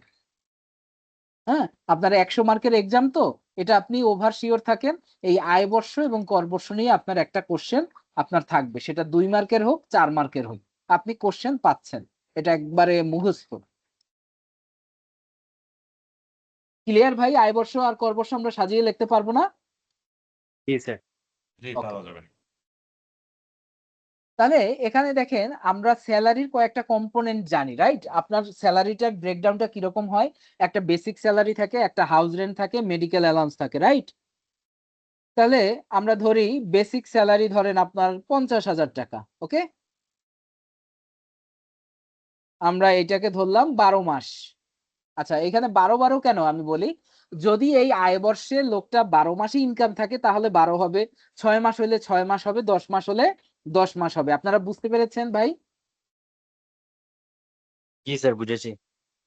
আজকে আপনারা কি করতেছেন এটা বুঝতে পারতেছেন? আপনারা কিন্তু ম্যাথে ঢুকে পড়ছেন। জি আপনারা বুঝতে কিন্তু পেরেছি। বেতন খাতে কিভাবে ট্যাক্স বের করে এর অঙ্ক আপনারা আজকে করতেছেন। এতটুকু বুঝছেন তো সবাই? জি দেন হাউস রেন্টের খাতে মনে করেন আপনার 30,000 টাকা করে দেয়, ওকে? আচ্ছা, স্ক্রিন কি আরেকটু বড় করতে হবে আমার? হ্যাঁ, বড় করলে ভালো হয়। জি স্যার, একটু বড় করেন স্যার। দেখেন সেটাও আমার বলে দিতে হচ্ছে যে আপনাদেরই দরকার, বলবেন যে একটু বড় করেন, আমাদের দেখতে অসুবিধা হচ্ছে। এবার দেখা যাচ্ছে ভাই? জি জি স্যার। হ্যাঁ, আমি তো ডিসপ্লে আমার নিজের মতো বড় করে নিছিলাম, এই জন্য বলিনি। ভালো, স্মার্ট বয়। ওকে, দেন দেখেন আহ এরপরে আপনি মেডিকেল অ্যালাউন্স ধরলেন 20,000 টাকা, ওকে? এবারে কনভেন্স অ্যালাউন্স ধরলেন আপনি মনে করেন 10,000 টাকা। তার মানে আমি বলতে চাচ্ছি এই ভদ্রলোকের বেতন হলো 1,10,000 টাকা, ওকে? বুঝছেন? মানে হচ্ছে গ্রস জি। স্যালারি, তাই না স্যার? হ্যাঁ, গ্রস গ্রস। ওকে, এবার ধরেন এই 1,10,000 টাকা সে আবার ইয়া পায়, বোনাস পায়। 1,10,000 টাকা একটা বোনাস পায় না, ফেস্টিভ্যাল বোনাস? জি স্যার। ওকে, তাহলে এটাকে যদি আমরা অটো সাম করি, সারা বছরে এই লোকের ইনকাম কত? 14,30,000 টাকা, রাইট? বেতন খাতে। আমরা কিন্তু আলাপ করতেছি কি নিয়ে ভাই? বেতন খাতে, হ্যাঁ? জি বেতন খাত। বেতন খাত। এবার দেখেন বেতন খাতের আমি ওই যে বলেছিলাম বেতন খাতে কি 1/3 of total salary, maximum 5 lakh. এইটা কিন্তু আগে ছিল 4.5 লাখ। দেখেন এখন যে এই চেঞ্জেসটা হয়েছে কিসের মাধ্যমে পেয়েছি আমি? পরিপত্র এবং পরিপত্র আয়কর আইন। পরিপত্র এবং আয়কর আইন। আয়কর আইন আপনার কাছে হবে দুইটা, যে একটা আয়কর আইন এবং পরিপত্র, হ্যাঁ? পরিপত্র। আর ওই কোশ্চেনের অ্যান্সার যেটা আমি শেয়ার করেছি ওখানে আপনাদের 5টা বাক্য লিখতে হয়েছে, হ্যাঁ? তাই একটু বড় করার জন্য আমরা ওইভাবে লিখেছি যে এই আয়কর আইন কেমনে হয়, সংসদে আইন বাস্তবায়নের পরেই তো আসলে আয়কর আইন বের হয়, তাই না? হুম, বাজেট পাস জি হওয়ার পর, হ্যাঁ? তো ওই সমস্ত কথা কিন্তু আসলে বেসিক কথা হলো কোনটা? দুইটা। একটা হলো আয়কর আইন 2023, আর একটা হলো পরিপত্র, আর একটা আছে সেটা হলো সরকারি গেজেট। হুম, এই গেজেটের এইগুলোর মাধ্যমেই কি হয় আমাদের এই চেঞ্জেস গুলা আসে। তাহলে দেখেন এইটা কিন্তু আগে ছিল 4.5 লাখ, এখন চেঞ্জ হয়ে আসছে 5 লাখ। এখন এইখানের ক্যালকুলেশনটা বুঝেন আপনারা। এই যে টোটাল ইনকাম, যেটা টোটাল ইনকাম কোনটা? এই যে 14,30,000 কি টোটাল ইনকাম আমার, ওকে? জি এর 3/1 অথবা 5 লাখ, তো এর 3/1 কত? 4,76,000। বুঝতে পেরেছেন? জি তাহলে অথবা 5 লাখ, যেটা ছোট ওইটাই বিয়োজন পাবে সে এখানে। বুঝতে পেরেছেন? তার মানে 5 লাখের থেকে 4,76,000 কি ছোট? তাহলে এই ভদ্রলোক কত বিয়োজন পাবে? 4,76,000, মানে তার ট্যাক্সেবল ইনকাম হবে 9,53,000। 9,53,000 কেমনে আসলো বলতে পারেন? এই যে 4,76,000 আর 14,30,000 থেকে এটা বাদ যাওয়ার পরে আমার 9,53,000 আসছে। বুঝতে পারছেন? স্যার স্যার বুঝিনি, আরেকবার একটু স্যার। ওকে, এইখানে দেখেন গ্রোস স্যালারি কত আসছে? 14,30,000 সারা বছরে। জি স্যার। ওকে, এখন আমার আয়কর আইনে কি বলা আছে? 14,30,000 তার সারা বছরের যে ইনকাম, সেখান থেকে সে যদি ইন টাইমে ট্যাক্স রিটার্ন জমা দেয় তাহলে 3/1 তার ট্যাক্স ফ্রি ইনকাম। জি স্যার। বুঝতে পেরেছেন কথাটা জি কি? স্যার। 3/1 তার ট্যাক্স ফ্রি ইনকাম। ইনকাম। তাহলে এই কিন্তু একটু শর্ত দিয়ে দিছে সাথে কি, সেই 3/1 সে 5 লক্ষ টাকার বেশি নিতে পারবে না। আচ্ছা তার মানে হলো আমরা এইটাকে একটু চেঞ্জ করি, মনে করেন এই টাকাটা হলো 16 লাখ টাকা, জি স্যার টোটাল এই গ্রোসটা হইলো কত? 16 লাখ। 16 লাখ স্যার তাহলে দেখেন 3/1 কত? 5,33,000। বুঝতে পারছেন কিনা? জি জি স্যার আমি এটাও মার্ক করি। এইটা মানে কি? এটা হলো 3/1 কোনটার? এই যে 16 লাখের 16 3/1 লাখ টাকা কিন্তু জি স্যার শর্ত কি? শর্ত হইলো ভাই 3/1 হইলো তুমি 5 লাখের বেশি নিতে পারবা না। তাহলে যে হুম, লোকের 3/1 হবে 8 লাখ, 10 লাখ, 12 লাখ, সে কি হুম। ওই টাকাটাই নিতে পারবে? নিতে পারবে না। সে পারবে কতটুকু নিতে? 5 5 লাখ। লাখ টাকা পর্যন্ত 5 লক্ষ। আপনারা বুঝতে পারছেন? জি জি স্যার এখন এই টাকাটা যার মনে করেন এখানে যার ইনকাম ছিল 14,30,000 টাকা, হ্যাঁ? তো এর জি তো স্যার 3/1 অলরেডি 5 লাখের কম। হুম তাহলে তার জন্য এই 4,76,000 প্রযোজ্য। সে কিন্তু আবার 5 লাখ নিতে পারবে না। আচ্ছা কারণ কি? তার ক্ষেত্রে আইনটা কি? 3/1 এক ভাগ যেকোনো একজন যে বুঝতে পারেন নাই, কে কোশ্চেন করছিলেন? যে ভাইয়া বুঝতে আ- পারিনি। আমি স্যার ইফতেখার স্যার ইফতেখার, ওকে। ইফতেখার এবার কি আপনি ক্লিয়ার? জি স্যার আচ্ছা। যদি এইখানে মনে করেন হলো 12 লাখ টাকা, এবার আপনি বলেন তো কত টাকা বাদ যাবে? 12 লাখের ক্ষেত্রে? আর 12 লাখের 3/1 হচ্ছে স্যার 4 লক্ষ 4 টাকা তাহলে হচ্ছে 4 4 লক্ষ। লাখ হবে স্যার এখন কি সে 4 লাখ পাবে নাকি 5 লাখ পাবে? না 4 লাখ 5 লাখ পাবে স্যার 4 লাখ। যেহেতু লোয়ার 4 লাখ মানে which is lower. Thank you. জি তার স্যার মানে আপনারা এই পার্টটুকু বুঝতে পেরেছেন। আচ্ছা স্যার আরেকটা কোশ্চেন ছিল স্যার জি বলেন। স্যার ধরেন এইখানে আমার হচ্ছে 1/3 অফ স্যালারি হচ্ছে ধরেন 5,10,000 টাকা আসলো আর আমার রাইট, রুলস কি যে ম্যাক্সিমাম হচ্ছে 5 লাখ টাকা তাহলে হচ্ছে রাইট। আমার এইখানে কি রেজাল্টটা 10,000 টাকা আসবে 10,000 মানে আসবে তো 5 লাখ। আচ্ছা মানে এই যে 5 লাখই এইখানে লিখে দেবো তাই না স্যার রাইট, রাইট। 5 লাখ আপনি ও লিখে দিবেন মানে কি বিয়োগ করবেন। মানে এখানে আচ্ছা কিন্তু আমি আচ্ছা অলরেডি 16 লাখ আপনি যে কোশ্চেনটা বলেছেন সেটার একটা এক্সাম্পল এখানে আমি ডিজাইন করেছিলাম যে জি এখানে স্যার 16 লাখ টাকা আসলো। তাহলে আসলো কত? 5,33,000। হ্যাঁ এই যে দেখেন 5,33,000 কিন্তু আমি 33 এখানে বিয়োজন 5,33,000 নিতে পারবো না। কারণ কি? আচ্ছা আমার এই দুইটার যেটা মিনিমাম 5 লাখ জি স্যার অথবা 3/1 যেটা জি স্যার মিনিমাম সেটা আমি নিতে পারবো। তাহলে 5 লাখ ছোট নাকি 5,33,000 ছোট ভাই? 5 লাখ ছোট স্যার 5 লাখ ছোট। তাহলে আমি বাদ দিতে পারবো কোনটা? 5 লাখ। 5 লাখ আপনি বুঝতে পেরেছেন? জি স্যার এবার বুঝতে পারছি স্যার ওকে। তাহলে আমরা আসলে আগের স্যার এই কাজটা যে জি বলেন। অনার্সের বইগুলাতে স্যার এই যে এরকম ক্যালকুলেশন দেখছিলাম তো যার কারণে একটু কনফিউজড হয়ে গেছি স্যার এবারে আপনি ক্লিয়ার? এবার ক্লিয়ার? জি স্যার জি স্যার জি স্যার অন্য কারো ইফতেখার বাদে অন্য কারো এই স্টেজে কোনো কনফিউশন? না নেই ওকে। এরপরে important area, most important area এইটা।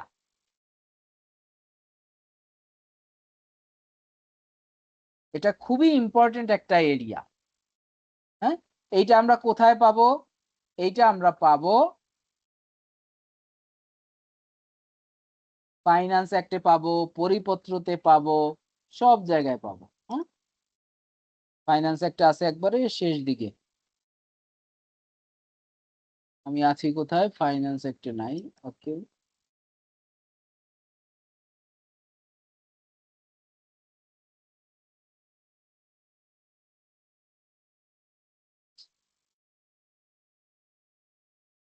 তো এটা কি ট্যাক্স স্ল্যাব ছিল? জি ভাইয়া? হ্যাঁ, ট্যাক্সের স্ল্যাব। Tax slab.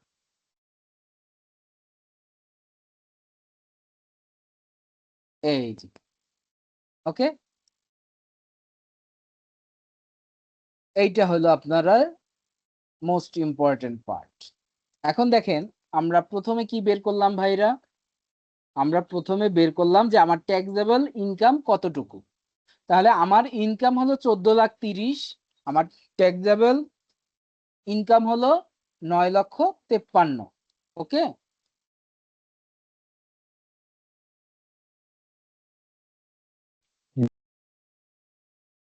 ওকে, সরি একটু ইয়া করতে হয়েছিল। ওকে। হ্যাঁ, শুনতে পাচ্ছেন? জি স্যার। ওকে। তাহলে দেখেন আমার টোটাল ইনকাম 14,30,000, তার ভিতরে আমি বের করছি আমার ট্যাক্সেবল ইনকাম কত, রাইট? Taxable income 9,53,000। এইটা কি আমার ট্যাক্সেবল ইনকাম, রাইট? এই ট্যাক্সেবল ইনকামটা কিভাবে বের করেছি? অন থার্ড বাদ দিয়ে। এতটুকু আমরা ক্লিয়ার, 200% ক্লিয়ার, রাইট? এবারে হলো আমরা ট্যাক্স ক্যালকুলেশন করব এই ট্যাক্সেবল ইনকামের উপরে। বুঝতে পেরেছেন? কিসের উপরে? ট্যাক্সেবল ইনকামের উপরে। ইনকামের উপরে। এইটা কিন্তু আমার ট্যাক্সেবল ইনকাম নয়, এটা কি আমার গ্রোস স্যালারি। বুঝতে পেরেছেন? তো আপনার জি। পরীক্ষায় যদি এরকম অঙ্ক আসে, একজনের স্যালারি ব্রেকডাউন দিয়ে দিল, বললো ট্যাক্সেবল ইনকাম নির্ণয় করুন, তাহলে আপনার অঙ্কর রেজাল্ট কোন পর্যন্ত? এই 9,53,000 পর্যন্ত আপনার রেজাল্ট। জি জি বুঝতে পেরেছেন?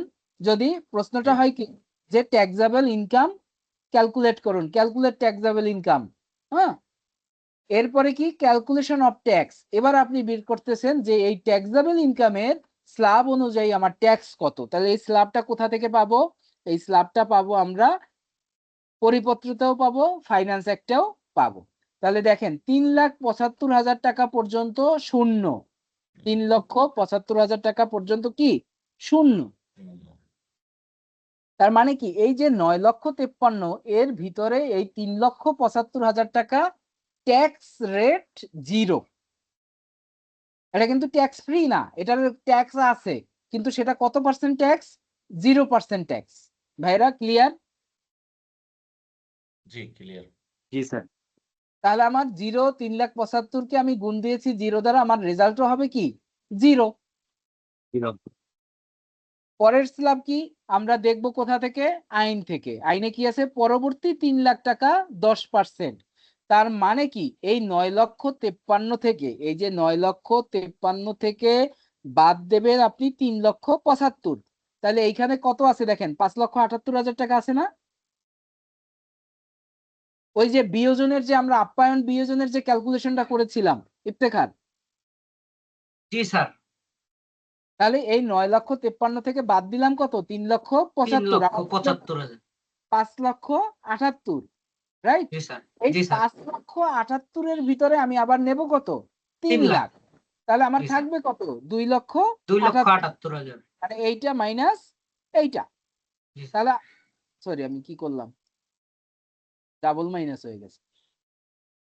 ওকে, 2,78,000। ওকে, তাহলে এই 3 লাখের উপরে আবার কত পার্সেন্ট হবে? 10%। 10%। কে বলেছে?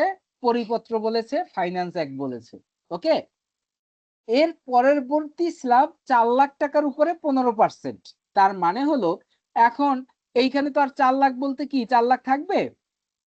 2,78,000 মানে স্ল্যাব আমার 4 লাখ, কিন্তু ট্যাক্স ক্যালকুলেট হবে কতটুকুর উপরে? যেহেতু আছেই আমার 2,78,000। 2,78,000, তার মানে এইটার উপরে আমার ক্যালকুলেট হইলো। ঠিক আছে? তাহলে আমার ট্যাক্স আসলো কত? 71,750 টাকা। এটা হলো টোটাল ট্যাক্স। এটা কি ভাই? Total tax. ওকে, আমি এই জি স্যার। এক্সেলটাও আপনাদেরকে দিয়ে দেবো প্র্যাকটিস করার জন্য, হ্যাঁ, বাট আপনারা আগে বুঝে নেন।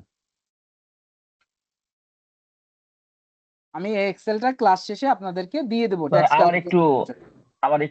আবার একটু বলবেন প্রথম থেকে। কোন কোন জায়গাটা থেকে? এই 9,53,000। Slab slab slab. হ্যাঁ, স্ল্যাব। তাহলে এই 9,53,000 কি হলো? আপনার ট্যাক্সেবল ইনকাম। এতটুকু ক্লিয়ার? হ্যাঁ। এই 9,53,000 3,75,000 টাকা পর্যন্ত ফ্রি। কোন টাকার? এই 9,53,000। বুঝতে পেরেছেন? জি স্যার। হ্যাঁ। মানে এই 9,53,000টাকে আমরা 3 ভাগে ভাগ করছি। দেখেন এই তিনটার যোগফল কত? 9,53,000, রাইট? এই যে আমার সিলেকশন প্যানেলটুকু দেখেন, হ্যাঁ। হ্যাঁ, তাহলে কয় ভাগে ভাগ করছি? 3 ভাগে। কারণ কি আইনে আছে, আইনে কি আছে? 3,75,000 পর্যন্ত আমি 1 ভাগ করতে পারবো। তাহলে সেই 3,75,000 পর্যন্ত আমার 0। ওকে, এতটুকু ক্লিয়ার ভাই? জি স্যার। ক্লিয়ার। এরপরে আমার এই 9,53,000 থেকে যদি 3,75,000 বাদ দিই, তাহলে থাকে আমার এই টাকাটা দেখেন 5,78,000। ক্লিয়ার ভাই? জি স্যার। এই 5,78,000 এর আবার পরের স্ল্যাব কত? 3 লাখ পর্যন্ত। তাহলে 5,78,000-এর পেটের ভিতর থেকে আমি 3 লাখ টাকা নিয়ে নিলাম, এর উপরে 10%। ক্লিয়ার ভাই? জি স্যার। তাহলে 5,78,000 যদি আমি 9,53,000 থেকে 3,75,000 নিলাম, রইলো 5,78,000। 5,78,000 থেকে 3 লাখ নিলাম, আমার থাকবে কত ভাই? 2,78,000 টাকা। এর উপরে এইটা যদি 4 লাখ পর্যন্ত থাকতো, বুঝতে পেরেছেন? এটা যদি 4 লাখ 4 লাখ পর্যন্ত পর্যন্ত থাকতো, তাও হলো 15%। কিভাবে? আমি একটু ম্যানুয়াল করি। এইখানে আছে কত? 9,53,000 না? এইটার সাথে মনে করেন আমি আরো 6 লাখ টাকা যোগ করে দিলাম, 3, 2, 5। এবার দেখেন এই টাকাটা কত আমার? 15 লাখ। জি স্যার। তাহলে দেখেন এই 4 লাখে 4 লাখই ক্যালকুলেট হয়ে গেল, রাইট? হুম। এরপরেও 4 লাখ বাদ দেওয়ার পর আমার কত থাকবে? 4,78,000 টাকা থাকবে। মানে আমার রইলো আগের ক্যালকুলেশনে 8,78,000। এই 8,78,000 থেকে আমি আবার বাদ দিব 4 লাখ। তাহলে আমার থাকবে কত? 4,78,000। তাহলে আবার পরের স্ল্যাবে চলে যাব। এই পরের স্ল্যাবে যাব কোন পর্যন্ত? Up to 5 lakh. বুঝতে পারছেন?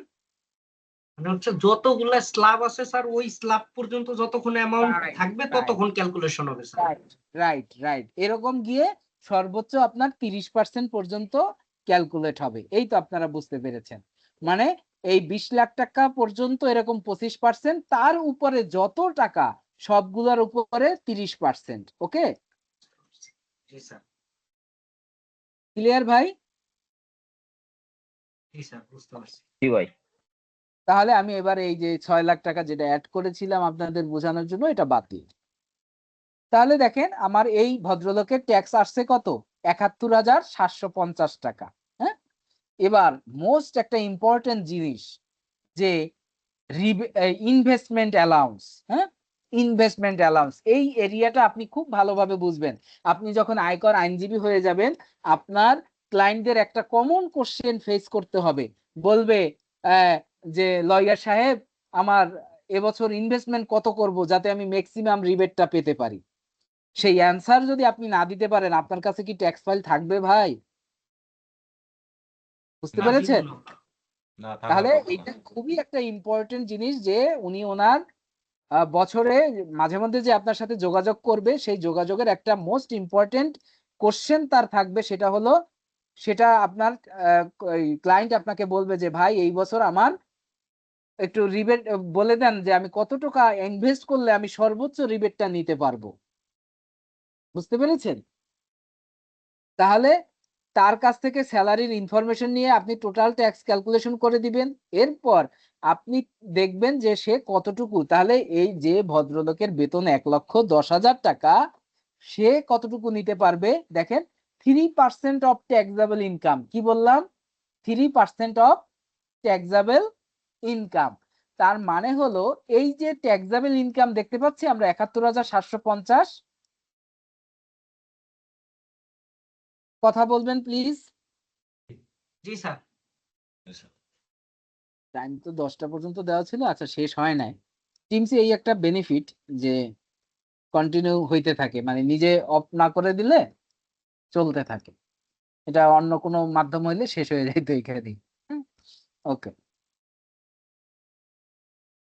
আমরা আজকে এটা শেষ করে দিই একবারে, এটা আর ঝুলিয়ে না রাখি। কি বলেন আপনারা? জি কন্টিনিউ স্যার, করবো? জি স্যার। জি, না, কন্টিনিউ করে স্যার। ওকে, ওকে। তাহলে দেখেন আমরা এখানে আসলাম কোথায়? যে ওই কোশ্চেনের অ্যান্সারে, যে আমি কতটুকু টাকা আমি ইনভেস্টমেন্ট অ্যালাউন্স করতে পারবো। তাহলে দেখেন এখানে কি বললাম ভাই, আমরা ট্যাক্সেবল ইনকাম, যে কোনো একজন বলেন তো আমি কি বলেছি কথাটা? যে কোনো একজন।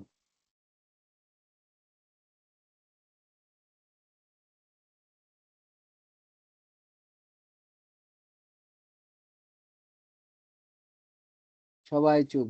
তুর্য চক্রবর্তী, বলেন তো ভাই কি বলেছি? স্যার ট্যাক্সেবল ইনকামের উপর 3%। রাইট। তারপর তুহিন এই ভাই। 3%। হ্যাঁ বলেন, ইত্তেখার। স্যার কোশ্চেন করুন। স্যার এই 3% হচ্ছে ওই শুধু ইনভেস্টমেন্টের জন্য, তাই না স্যার?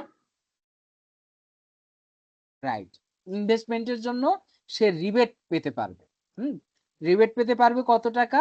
28,600 টাকা। হ্যাঁ, এই যে 71,750 টাকা যে ভদ্রলোকের ট্যাক্স আসছে, উনি গভর্নমেন্টকে 28,600 টাকা ট্যাক্স কম দিতে পারবেন।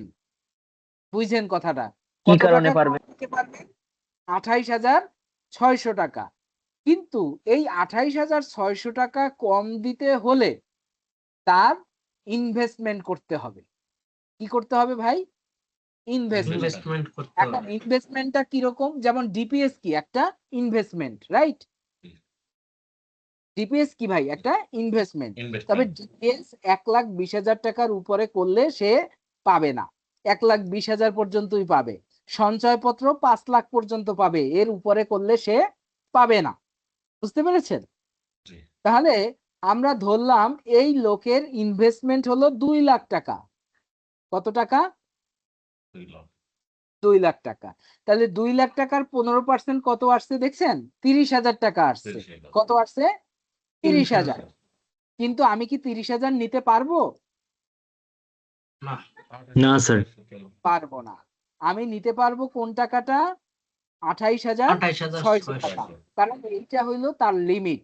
এবারে আসি আমরা একটু অ্যাডভান্স লেভেলে আগাই। আমার ক্লায়েন্ট আমাকে কোশ্চেন করবে যে ভাই আমি কত টাকা ইনভেস্টমেন্ট করব? আমি এই 28,600 টাকা রিবেট পেতে। তখন আপনার কোশ্চেনটা হবে যে ভাই আপনি 2 লক্ষ টাকা করুন। বুঝতে পেরেছেন? জি স্যার এই ব্যাপারটা আরেকবার একটু বলবেন স্যার? মানে আমি হচ্ছে এই 3% আর 15% এর মধ্যে একটু কনফিউজ হয়ে গেছি স্যার। অবশ্যই আমি আরো 10 বার স্যার বলবো এখানে না। আপনি পর্যন্ত 15%। আপনি বুঝতে পারবেন। জি, একজন বলেন। তুর্য বলছিলেন। আচ্ছা স্যার, স্যার এখানে 15% যেটা বলেছেন সেটা কি মানে ব্যাংকের ডিপিএস এর রেট না? না, না। এটা হলো আয়কর আইন অনুযায়ী আমি বলেছি কিভাবে ট্যাক্স ক্যালকুলেশন করতে হয়। হ্যাঁ? এটা আপনি আয়কর নির্দেশিকায়ও পাবেন, আইনেও পাবেন, পরিপত্রতেও পাবেন। কি ক্যালকুলেশনটা আমি আপনাদেরকে অঙ্কের মতো করে বুঝাই আগে। ক্যালকুলেশনটা হলো এইটা। একটু আগে আমি কি বলেছিলাম? আরেকটা এই ধরনের ক্যালকুলেশন আপনারা পেয়েছেন। কোন এরিয়াটা বলতে পারেন? এই যে এই এরিয়াটা। হুম। এই এরিয়াটায় কি পড়াইছি? শর্ত কি? এই টোটাল স্যালারির 3/1 ভাগ। কি বলছি? টোটাল স্যালারির, বলেন আমার সাথে। Total total salary salary total salary 3 3/1 ভাগ। 3 এক ভাগের 1 ভাগ। ভাগ। কিন্তু 5 লাখ, যেটা 5 কম। লাখের বেশি না। আচ্ছা। 5 লাখের বেশি হুইচ না। ইজ লয়ার শর্তটা বুঝতে পেরেছেন? এই একটা শর্ত বললাম না? হুম হুইচ ইজ এইখানে লয়ার এই একটা শর্ত। শর্তটা হলো সে 10% রিবেট নিতে পারবে ট্যাক্সেবল 10% ইনকামের 3%। হ্যাঁ ট্যাক্সেবল ইনকামের 3% সে রিবেট নিতে পারবে। আর যা 15% দিতে ব্যাক হবে সেটা কি? কি সব যে কোনো করদাতার ক্ষেত্রে? যে কোনো করদাতার ক্ষেত্রে, যে কোনো করদাতা।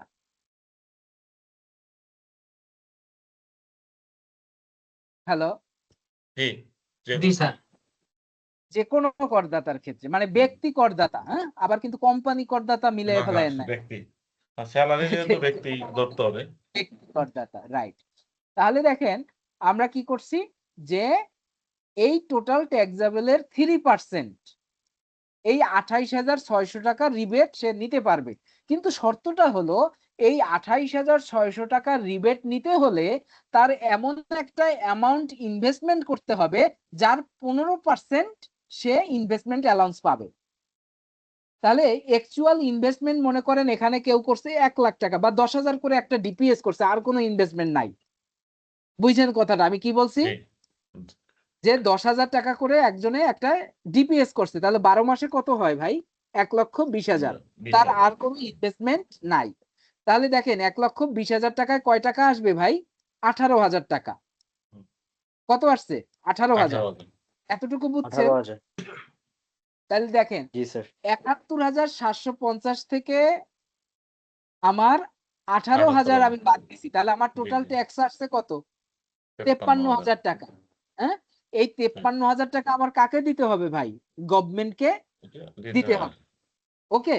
এবার দেখেন আপনার ট্যাক্স পেয়ার যদি একটু সচেতন হতো, কি হতো?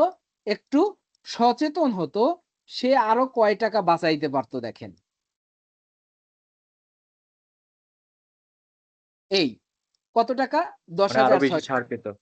তাহলে 10,600 সে এই 10,600 টাকা সে ছাড় পেত কিভাবে?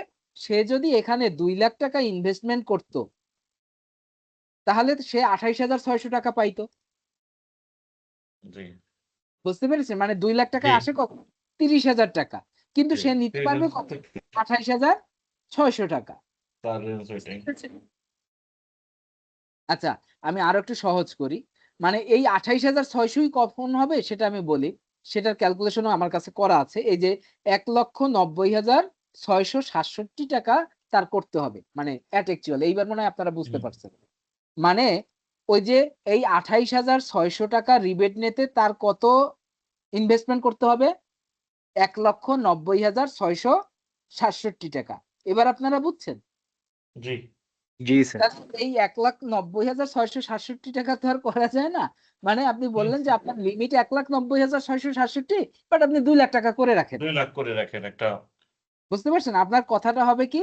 আপনার প্ল্যাটফর্ম কথাটা নেওয়ার। হবে এরকম যে আপনার অ্যালাওয়েবল ইনভেস্টমেন্ট তো বস 1,90,000 667 তো আপনি 2 লাখ টাকা করে রাখেন।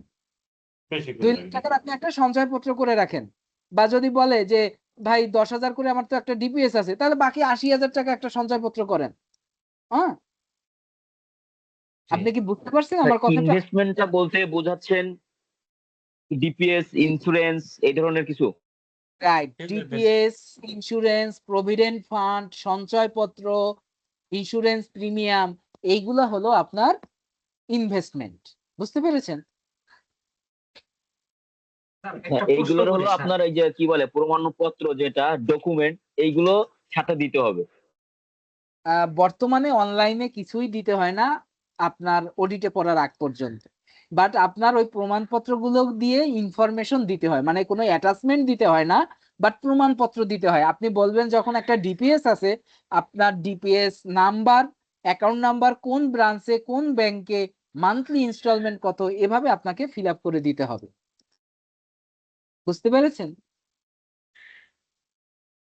যে স্যার একটা প্রশ্ন করি স্যার। অবশ্যই প্রশ্ন বলবেন, বলেন। স্যার এইখানের স্টেপটা কি তাহলে এরকম যে একজন ব্যক্তি আমার কাছে আসছে, আমি হচ্ছে প্রথমে তার স্যালারির ব্যাপারটা কাউন্ট করলাম, তারপর টোটাল ট্যাক্স পেয়েবলটা কাউন্ট করে আমি হচ্ছে দেখলাম যে 3% হচ্ছে, এটা তো রুলস যে 3% এটা হচ্ছে টোটাল ট্যাক্সেবল ইনকাম ওই যে ইনভেস্টমেন্টের জন্য। রাইট। তারপর হচ্ছে যদি আমাকে জিজ্ঞেস করে যে আমি কত টাকা ইনভেস্ট করলে হচ্ছে আমার এই রিবেট পাবো, মানে আমাকে কি বলে দিবে যে আমি এই টাকাটা এই রিবেট পাওয়ার জন্য আমার কত টাকা ইনভেস্ট করতে হবে? হ্যাঁ, মানে আপনার মনে করেন আপনি আমার আইনজীবী, রাইট? আমি জি স্যার। আপনার কাছ থেকে আমার ট্যাক্স রিটার্নটা করাই। ওকে? জি তাহলে স্যার। সেক্ষেত্রে আমি তো আপনাকে বলবোই যে ভাই আমার ট্যাক্স রিবেট যে কয় টাকা পাবো আমি রিবেট।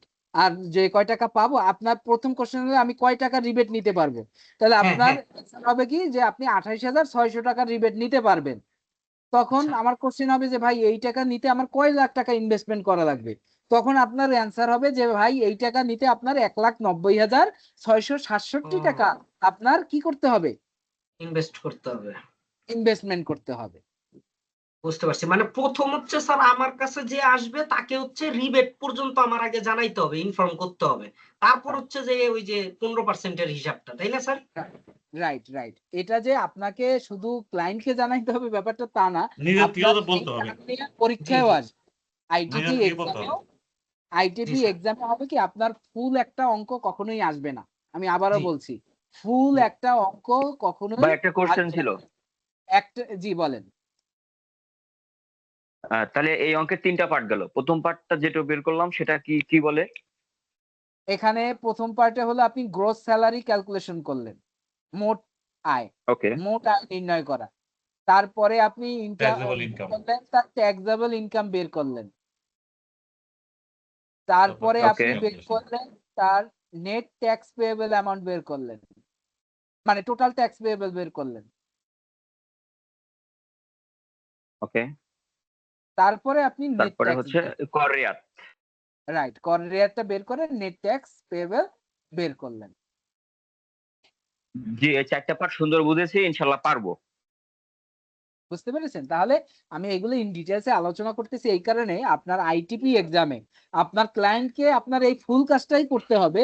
বাট আপনার আইটিপি এক্সামে কিন্তু মনে করেন 20 মার্কের একটা কোশ্চেন আসবে না, 10 মার্কের, 12 মার্কের। হ্যাঁ, সেক্ষেত্রে তারা হয়তো বা বলে দিবে, একটা সিনারিও দিয়ে দিল, বললো যে এর অ্যাকচুয়াল ইনভেস্টমেন্ট কত করতে হবে, ম্যাক্সিমাম রিবেট পেতে অ্যাকচুয়াল ইনভেস্টমেন্ট কত করতে হবে। সেক্ষেত্রে কিন্তু 2 লাখ টাকা অ্যান্সার হবে না, সেক্ষেত্রে আপনার পরীক্ষার খাতায় অ্যান্সার হবে কত ভাই, 1,90,667 টাকা। আপনারা বুঝতে পারছেন তো? মানে হচ্ছে যদি জি অ্যাকচুয়াল ইনভেস্টমেন্ট কোশ্চেন করে তাহলে হচ্ছে ওইরকম পাই টু পাই অ্যাকুরেট হিসাব রাখতে হবে, তাই না স্যার? Right, right. আমি যখন 2 লাখ টাকার এক্সাম্পলটা দিয়েছি, এটা বলেছি জাস্ট আপনার হিসাবের সুবিধার্থে, যে ক্লায়েন্ট জি স্যার। হ্যান্ডেলিং এর ভাই 2 লাখ টাকা ইয়া করেন। বাট আপনার পরীক্ষার খাতায় যদি বলেন যে আপনার 2 লাখ টাকা অ্যাকচুয়াল ইনভেস্টমেন্ট, আপনার কিন্তু মার্ক 0। জি স্যার, বুঝতে পেরেছেন? বুঝতে পারছি। জি স্যার। একটা ফান বলি আপনাদের মনে রাখার জন্য। আমার স্কুল লাইফে এই একটা ঘটনা ঘটেছিল, এটা আমি শেয়ার করি আপনাদের, তাহলে মনে থাকবে বিষয়টা। পানির অবস্থা আমরা জানি না, পানির অবস্থা সায়েন্স ক্লাসে। পানির অবস্থা একটা কি বায়বীয়, আর একটা হলো তরল, আর একটা হলো কি হার্ড। মানে পানিটা যখন আইসে হয় তখন এটা কি হয়, বরফ হয়, তাই না? আইস মানে শক্ত হলো। আপনারা শুনতেছেন? মানে ফান গুলোও শোনা দরকার আর কি, আপনাদের মনে থাকবে জিনিসগুলা। মানে টাইম কিল করছি না আপনাদের, শুনতে পাচ্ছেন আমাকে? জি শোনা যাচ্ছে। ওকে, তাহলে আমি 1 মিনিটে একটা ফান আর কি বলছি, মানে ফান না আর কি, এটা ফানি, বাট আমার একদম প্র্যাকটিক্যাল এক্সপিরিয়েন্স থেকে এই 2 লাখ টাকা আর 1,90,000 এর বিষয়টা আপনাদের মনে রাখার জন্য। সেটা হলো, আমার সায়েন্স টিচার আমাকে ওই যখন পড়াচ্ছে, তো আমি এমন টাইমে কনসেন্ট্রেশন দিচ্ছি যখন সে উদাহরণ দিচ্ছে যে আমরা যেমন মানুষের 3টা অবস্থান, একটা হলো আমরা দাঁড়ানো অবস্থায় থাকতে পারি, আমরা বসে থাকতে পারি, আবার আমরা শুয়েও থাকতে পারি। বুঝতে পেরেছেন? এবং পানিরও 3টা অবস্থা, একটা হলো বায়বীয়, মানে যখন ওইটা বায়বীয় হয়ে আকাশে চলে যায়, আর একটা হলো আপনার ওই যে আইস হয়ে বরফ হয়, আর একটা হলো পানি তরল, যখন আমরা ড্রিঙ্কিং ওয়াটার হিসেবে আমরা এটাকে ড্রিঙ্ক করি, রাইট? তো আমি কনসেন্ট্রেশন দিয়েছি যখন বলেছে ওই যে দাঁড়ানো, বসা আর শোয়া। আমাকে যখন কোশ্চেনটা করলো যে পানির 3টা অবস্থা বলো, আমি বলেছি যে দাঁড়ানো, বসা আর শোয়া।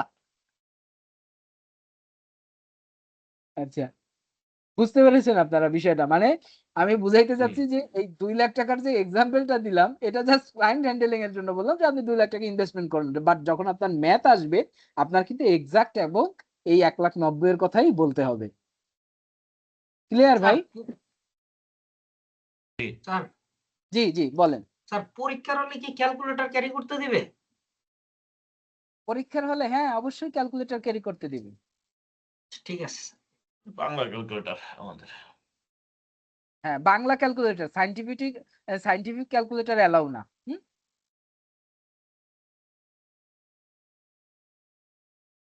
বুঝতে পেরেছেন ভাই? জি জি বুঝতে স্যার। পেরেছি। ওকে, এখন নেক্সট ক্লাসে আমাদের আবার 7 দিনের গ্যাপ আছে, তবে আজকে আমরা শুধু এইটাই পড়লাম। আর হলো দাঁড়ান, আপনাদের স্যার আহ এক্সেল শিটটা কি শেয়ার করবেন? অবশ্যই শেয়ার করব, কেন শেয়ার করব না, অবশ্যই শেয়ার করব। এগুলো তো আপনাদের জন্যই করা। হ্যাঁ, স্যার আমাদের এবার দেখেন। প্র্যাকটিস করার জন্য যদি কয়েকটা ম্যাথ থাকতো। স্যার আপনি তো হ্যাঁ, পড়বো হোয়াটসঅ্যাপে ভাই, যেটা আজকে তো খালি দিয়েছিলেন বেস আয়কর একদম আইনটাই দিয়েছিলেন। অর্থ মানে ফিনান্স অ্যাক্ট দিয়েছিলেন কি? হ্যাঁ হ্যাঁ, দিয়েছিলাম। কেউ না পেয়ে থাকলে আমি আজকে আবারও দিব, সমস্যা নাই। এই যে আমাদের ফিনান্সের মেইলে দিয়ে দিলে ভালো হয় স্যার, হোয়াটসঅ্যাপে দিয়ে। মেইলে। হ্যাঁ হ্যাঁ আচ্ছা, দেখি তাহলে আমি মেইল করে ইয়া করতে দিই। বা আমি এই চ্যাট বক্সেই আমি দিয়ে রাখলাম, যে যার মতো করে ডাউনলোড করে নিলেন। এই আজকে যে মিটিং হইলো না, এখানেই আমি দিয়ে রাখলাম, আপনারা এখানে তো রেকর্ডিংও থাকবে, আবার অ্যাটাচমেন্ট আকারে আমি এইগুলোও দিয়ে রাখলাম। এটা কেমন হয়? এটাও দেওয়া যায়, মেইলে দিলেও একটু ভালো হতো। আচ্ছা আচ্ছা, ঠিক আছে। আজকে ছুটি ছিল তো, সারাদিনে মনে করেন ওই যে কি বলে ইংরেজি যে প্যারাগ্রাফ আসে না, ওই যে অ্যাপ্লিকেশন, বাংলা অ্যাপ্লিকেশন, অ্যাকাউন্টিং, এগুলো শেষ করে ফেলছি আর কি। ওগুলা মুখস্থ করার কিছু নাই, জাস্ট একটা দুইটা আপনারা প্র্যাকটিস করে যাবেন, দ্যাট এনাফ। বুঝতে পেরেছেন? আপনার ওই, আর আমি আবার বলছি, ম্যাক্সিমাম আপনার কোশ্চেন দেখলাম আপনার রিও মিল আসে। হ্যাঁ, আপনার আমি বলি, আপনি ফোকাস করবেন কোথায়? আপনি ফোকাস করবেন হলো আপনার এই ইনকাম ট্যাক্স ক্যালকুলেশনে, আপনি ফোকাস করবেন অ্যাকাউন্টিং এ, হ্যাঁ, আর আপনি ফোকাস করবেন একটু রাইট ফর্ম অফ ভার্বস এইসব ক্ষেত্রে। আর অন্য কোথাও আপনার ফোকাস করতে হবে না। হ্যাঁ, মানে জোর দিতে হবে না। জোর দিতে হবে না বলতে আপনি এই 10টা ভাব ট্রান্সলেশন পড়ে আপনি টাইম কিল করবেন না প্লিজ। হ্যাঁ, মানে টাইমটাকে ইউটিলাইজ করুন। এগুলা অন্যান্য পরীক্ষার মতো না। হ্যাঁ, যে আপনার ভাব ট্রান্সলেশনের উপরেই আপনার পাস ফেল নির্ভর করবে, নট। এটা আপনার আয়কর আইনজীবী এক্সাম। আপনার এখানে দেখবে আপনি আয়কর নির্ধারণ করতে পারেন কিনা, আপনার ট্যাক্স সম্পর্কে নলেজ আছে কিনা, আপনার অ্যাকাউন্টিং সম্পর্কে নলেজ আছে কিনা। কিন্তু যারা অ্যাডভোকেট তাদের তো আইন সম্পর্কে অলরেডি ধারণা আছে, তাহলে তাদের কেন আবার আইটিপি এক্সাম দিতে হচ্ছে? কারণ তাদের অ্যাকাউন্টিংটা যাচাই করার জন্য। কারণ আয়কর আইনজীবী হিসেবে শুধু আইন জানলেই হবে না, তার অবশ্যই অ্যাকাউন্টিংও জানতে হবে, নতুবা তো সে ট্যাক্স ক্যালকুলেট করতে পারবে না। বুঝতে পেরেছেন? অ্যাকাউন্টিং এ কত জি ভাইয়া বলেন। মার্ক আসবে?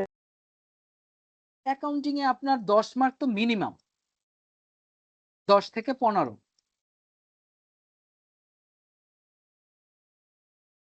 স্যার আমি একটা মানে কোশ্চেন করতে চাইতেছিলাম স্যার। জি জি বলেন। মানে স্যার এই পরীক্ষাটা কি মানে যেমন অন্যান্য সরকারি চাকরির পরীক্ষাগুলো দেখা যায় যে স্যার ওই যে ঘুষের যে ব্যাপারটা থাকে, মানে এই পরীক্ষাটা কতটুকু ফেয়ার হয় স্যার? না, এই পরীক্ষাটা একদম 100% ফেয়ার হয়। হ্যাঁ, মানে এইখানে যেটা আমাদের একটা কনফিউশন থাকে অনেকে যে এখানে কি পকেট এক্সপেন্স দিয়ে কোনো নিয়াজও করতে হয় কিনা, কোশ্চেন আউটের জি কোনো জি ব্যাপার স্যার। আছে কিনা, এরকম জি কিছু স্যার। না। মানে এটা নিয়ে রিউমার্স ছড়ায় ঠিকই। আসলে এই এক্সামটা খুবই ট্রু অ্যান্ড ফেয়ার হয়। হ্যাঁ, এবং জি স্যার। আপনি মার্ক পেলেই আপনাকে পাস করায়। এবং এক্ষেত্রে ওই যে বললাম অন্যান্য গভর্নমেন্ট এক্সামের মতো আপনারা ওই যে ভাব সংশ্লেষণ, এক কথায় প্রকাশ, এইগুলো পড়ে টাইম ওয়েস্ট করবেন না প্লিজ। আপনারা ফোকাস করবেন অনলি ইনকাম ট্যাক্স ক্যালকুলেশন এবং আপনার অ্যাকাউন্টিং। এই দুইটা এরিয়া আপনি যদি ভালো করে জানেন, এরপর কি টুকটাক ইংলিশ কিছুই পারেন না? আপনি তো এখন মনে করেন 6 এর বাচ্চা না, রাইট? আপনাকে জি যদি স্যার। বলে যে একটু কর্পোরেট গভর্নেন্স নিয়ে 5টি বাক্য লেখেন, আপনি লিখতে পারবেন না? অবশ্যই জি স্যার। পারবেন। আপনাকে যদি বলে মাই কান্ট্রি নিয়ে লেখেন, আপনি পারবেন না? অবশ্যই জি পারবেন। স্যার। তো এর জন্য আপনার মাই কান্ট্রি পড়ে পড়ে মুখস্থ করতে হবে, আমি এর পক্ষে না। এর চেয়ে আপনি আইন ঘাটুন, আপনি 2টা ম্যাথ বেশি করুন, ইন ডিটেলসে ম্যাথ প্র্যাকটিস করুন। যেমন আমি এই আপনাকে স্ল্যাবটা দেখাইলাম 3,75,000, আপনার বাসায় পড়তে হবে যে এই 3,75,000 হইলো মেইলদের জন্য, বাট ফিমেলদের জন্য এই স্ল্যাবটা কাজ করবে 4,25,000। বুঝতে পেরেছেন? আপনি যদি বাসায় এই এই এরিয়ায় আপনি মনোযোগ দেন, সেটা আপনার জন্য বেনিফিটেড। বাট আপনি যদি এক কথায় প্রকাশ করেন, ভাব সম্প্রসারণ পড়ে টাইম ওয়েস্ট করেন, হ্যাঁ, এটা আপনার খুব একটা বেনিফিটে আসবে না। তার মানে কি আপনার এক কথায় প্রকাশ আসবে না, ভাব সংশোধন আসবে না? আসতে পারে, ওটা 5 মার্ক। ওর জন্য আপনার পাস করা বাদ থাকবে না ভাই। 5 মার্ক 40। 80-র ভিতরে 5 মার্ক কত? 40। যেখানে আপনার বাংলায় থাকবে হাইয়েস্ট 5 মার্ক। 80 মার্কের ভিতরে বাংলায় থাকবে 5, ইংলিশে থাকবে 5 অথবা 10। এর জন্য তো আপনার যুদ্ধ করার দরকার নাই। তো স্যার এই 40 পাইলেই কি ভাইভাতে ডাকবে? অবশ্যই 40-এ মানে 40 পাইলেই ডাকবে, 39 পাইলেও ডাকবে না। আচ্ছা, আচ্ছা। না বুঝতে স্যার এটা পেরেছেন? আসলে স্যার মানে আগে 2টা সরকারি চাকরির পরীক্ষা দিছিলাম। তো ওই জি। বাজে এক্সপেরিয়েন্স থেকে আরকি বললাম স্যার। না, রিটেন এটা ভাইবা এরকম না। সবকিছুতে টিকার পরেও আরকি রাইট, হয় না। বাট এটা এরকম না। এটা হলো আপনার 40 রিটেন এক্সামের ইয়া আপ টু দ্য মার্ক। এই মার্ক আপনি পেলেই আপনি ভাইবার জন্য সিলেক্ট হবেন। তবে 40 কে টার্গেট করে কেউ স্টাডি করে না ভাই প্লিজ। আপনি জি 80-র স্যার। ভিতরে মিনিমাম যাতে আপনি 60-70 পান, এই টেন্ডেন্সি রেখে আপনি আগাবেন। জি স্যার।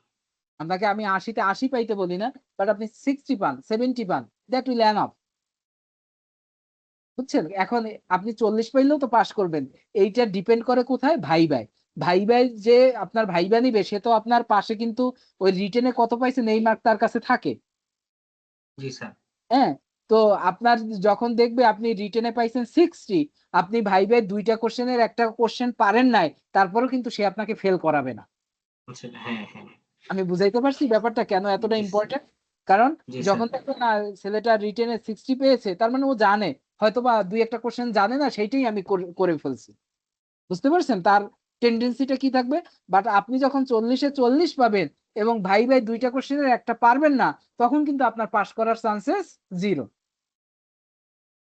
জি স্যার। Thank you sir. আচ্ছা, আমরা কই জানি ছিলাম? হ্যাঁ, আমাদের ওই যে প্রেজেন্টেশনে ছিলাম, যে আমাদের যে ক্লাস ম্যাটেরিয়ালসে ছিলাম, এখানে যে ৪ টা আয় পড়াইলাম, যে ওয়েতে পড়াইছি, ওই ওয়েতে আমার রিকোয়েস্ট থাকবে আপনারা মূলধনী আয়, আর্থিক পরিসম্পদ হইতে আয়, অন্যান্য উৎস হইতে আয়, এইটা একটু দেখবেন। ইন ডিটেইলসে আমি নেক্সট ক্লাসে আলোচনা করব। বুঝতে পেরেছি ভাই? জি স্যার। আচ্ছা স্যার, হ্যাঁ, ভাড়া হতে জি। আয়, কৃষি হতে আয়, এগুলোতেও ম্যাথ করাবেন না? হ্যাঁ, অবশ্যই করাবো। করাবো না কেন? আমি কি বললাম যে আচ্ছা স্যার। যখনই আপনারা, মানে আমাদের তো ১২ টা ক্লাসের ৯ টা ক্লাসই ডিজাইন হলো আপনার এই যে শুধু অ্যাক্টের উপরে, হ্যাঁ?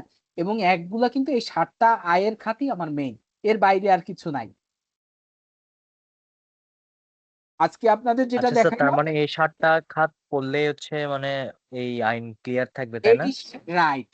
এই ৭ টা খাতই হলো মূলত মানে আপনার মেইন বিষয়। এই ৭ টা খাত যে ক্লিয়ার, তার ফুল ইনকাম ট্যাক্স অ্যাক্ট ক্লিয়ার। আমি বুঝতে পেরেছি? মানে এই ৭ টা আয়ের খাত যে আমরা ক্লিয়ার হব, এরা এই আইনে পাস। ফোকাস এরিয়া কিন্তু এই ৭ টা আয়, আর কিচ্ছু না। এর বাইরে আর কিচ্ছু নাই।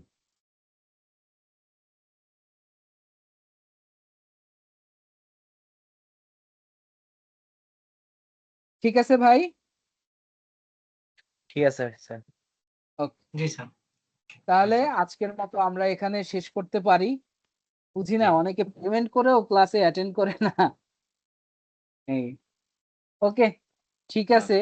জি। ভালো থাকবেন তাহলে, হ্যাঁ? আসসালামু আলাইকুম, রেকর্ডিংটা আল্লাহ একটু হাফেজ। দিবেন। হ্যাঁ, রেকর্ডিং আমাদের, আচ্ছা রেকর্ডিং এই গ্রুপেই থাকবে, হ্যাঁ? এখান আর থেকেই আপনারা নিতে পারবেন রেকর্ডিং। ওগুলো একটু মেইলে দিয়েন স্যার। মেইলে পাঠানো খুব মুশকিল। আপনারা এখান থেকে যার ডিভাইস থেকে ডাউনলোড করে নেবেন। একই তো কথা। মেইলে দিলেও কিন্তু আপনার আচ্ছা সেই স্যার, ডাউনলোড করতে হচ্ছে। প্রায় সময় হচ্ছে এই অ্যাপ এখানে থেকে প্রচুর ডাউনলোড পোস্ট করা যায় থাকে না। তো, যার জন্য ডাউনলোড করা মেইলে থাকলে আমরা ডাউনলোডটা সুবিধা মতো করে নিতে আচ্ছা, পারবো। আচ্ছা, ঠিক আছে। বা আমরা তো ইউটিউবেও দিয়ে দিচ্ছি। আপনারা ইউটিউব থেকেও ডাউনলোড করে নিতে পারবেন, হ্যাঁ? ট্যাক্স ব্যাট মেকানিজমের ইউটিউব চ্যানেলেও থাকবে। আচ্ছা স্যার। ওকে। আর স্যার ওই এক্সেল শিটটা? হ্যাঁ, আমরা দিয়ে দিচ্ছি। গ্রুপেই দিয়ে দিচ্ছি ভাইয়া। Okay. Thank you. Thank you sir.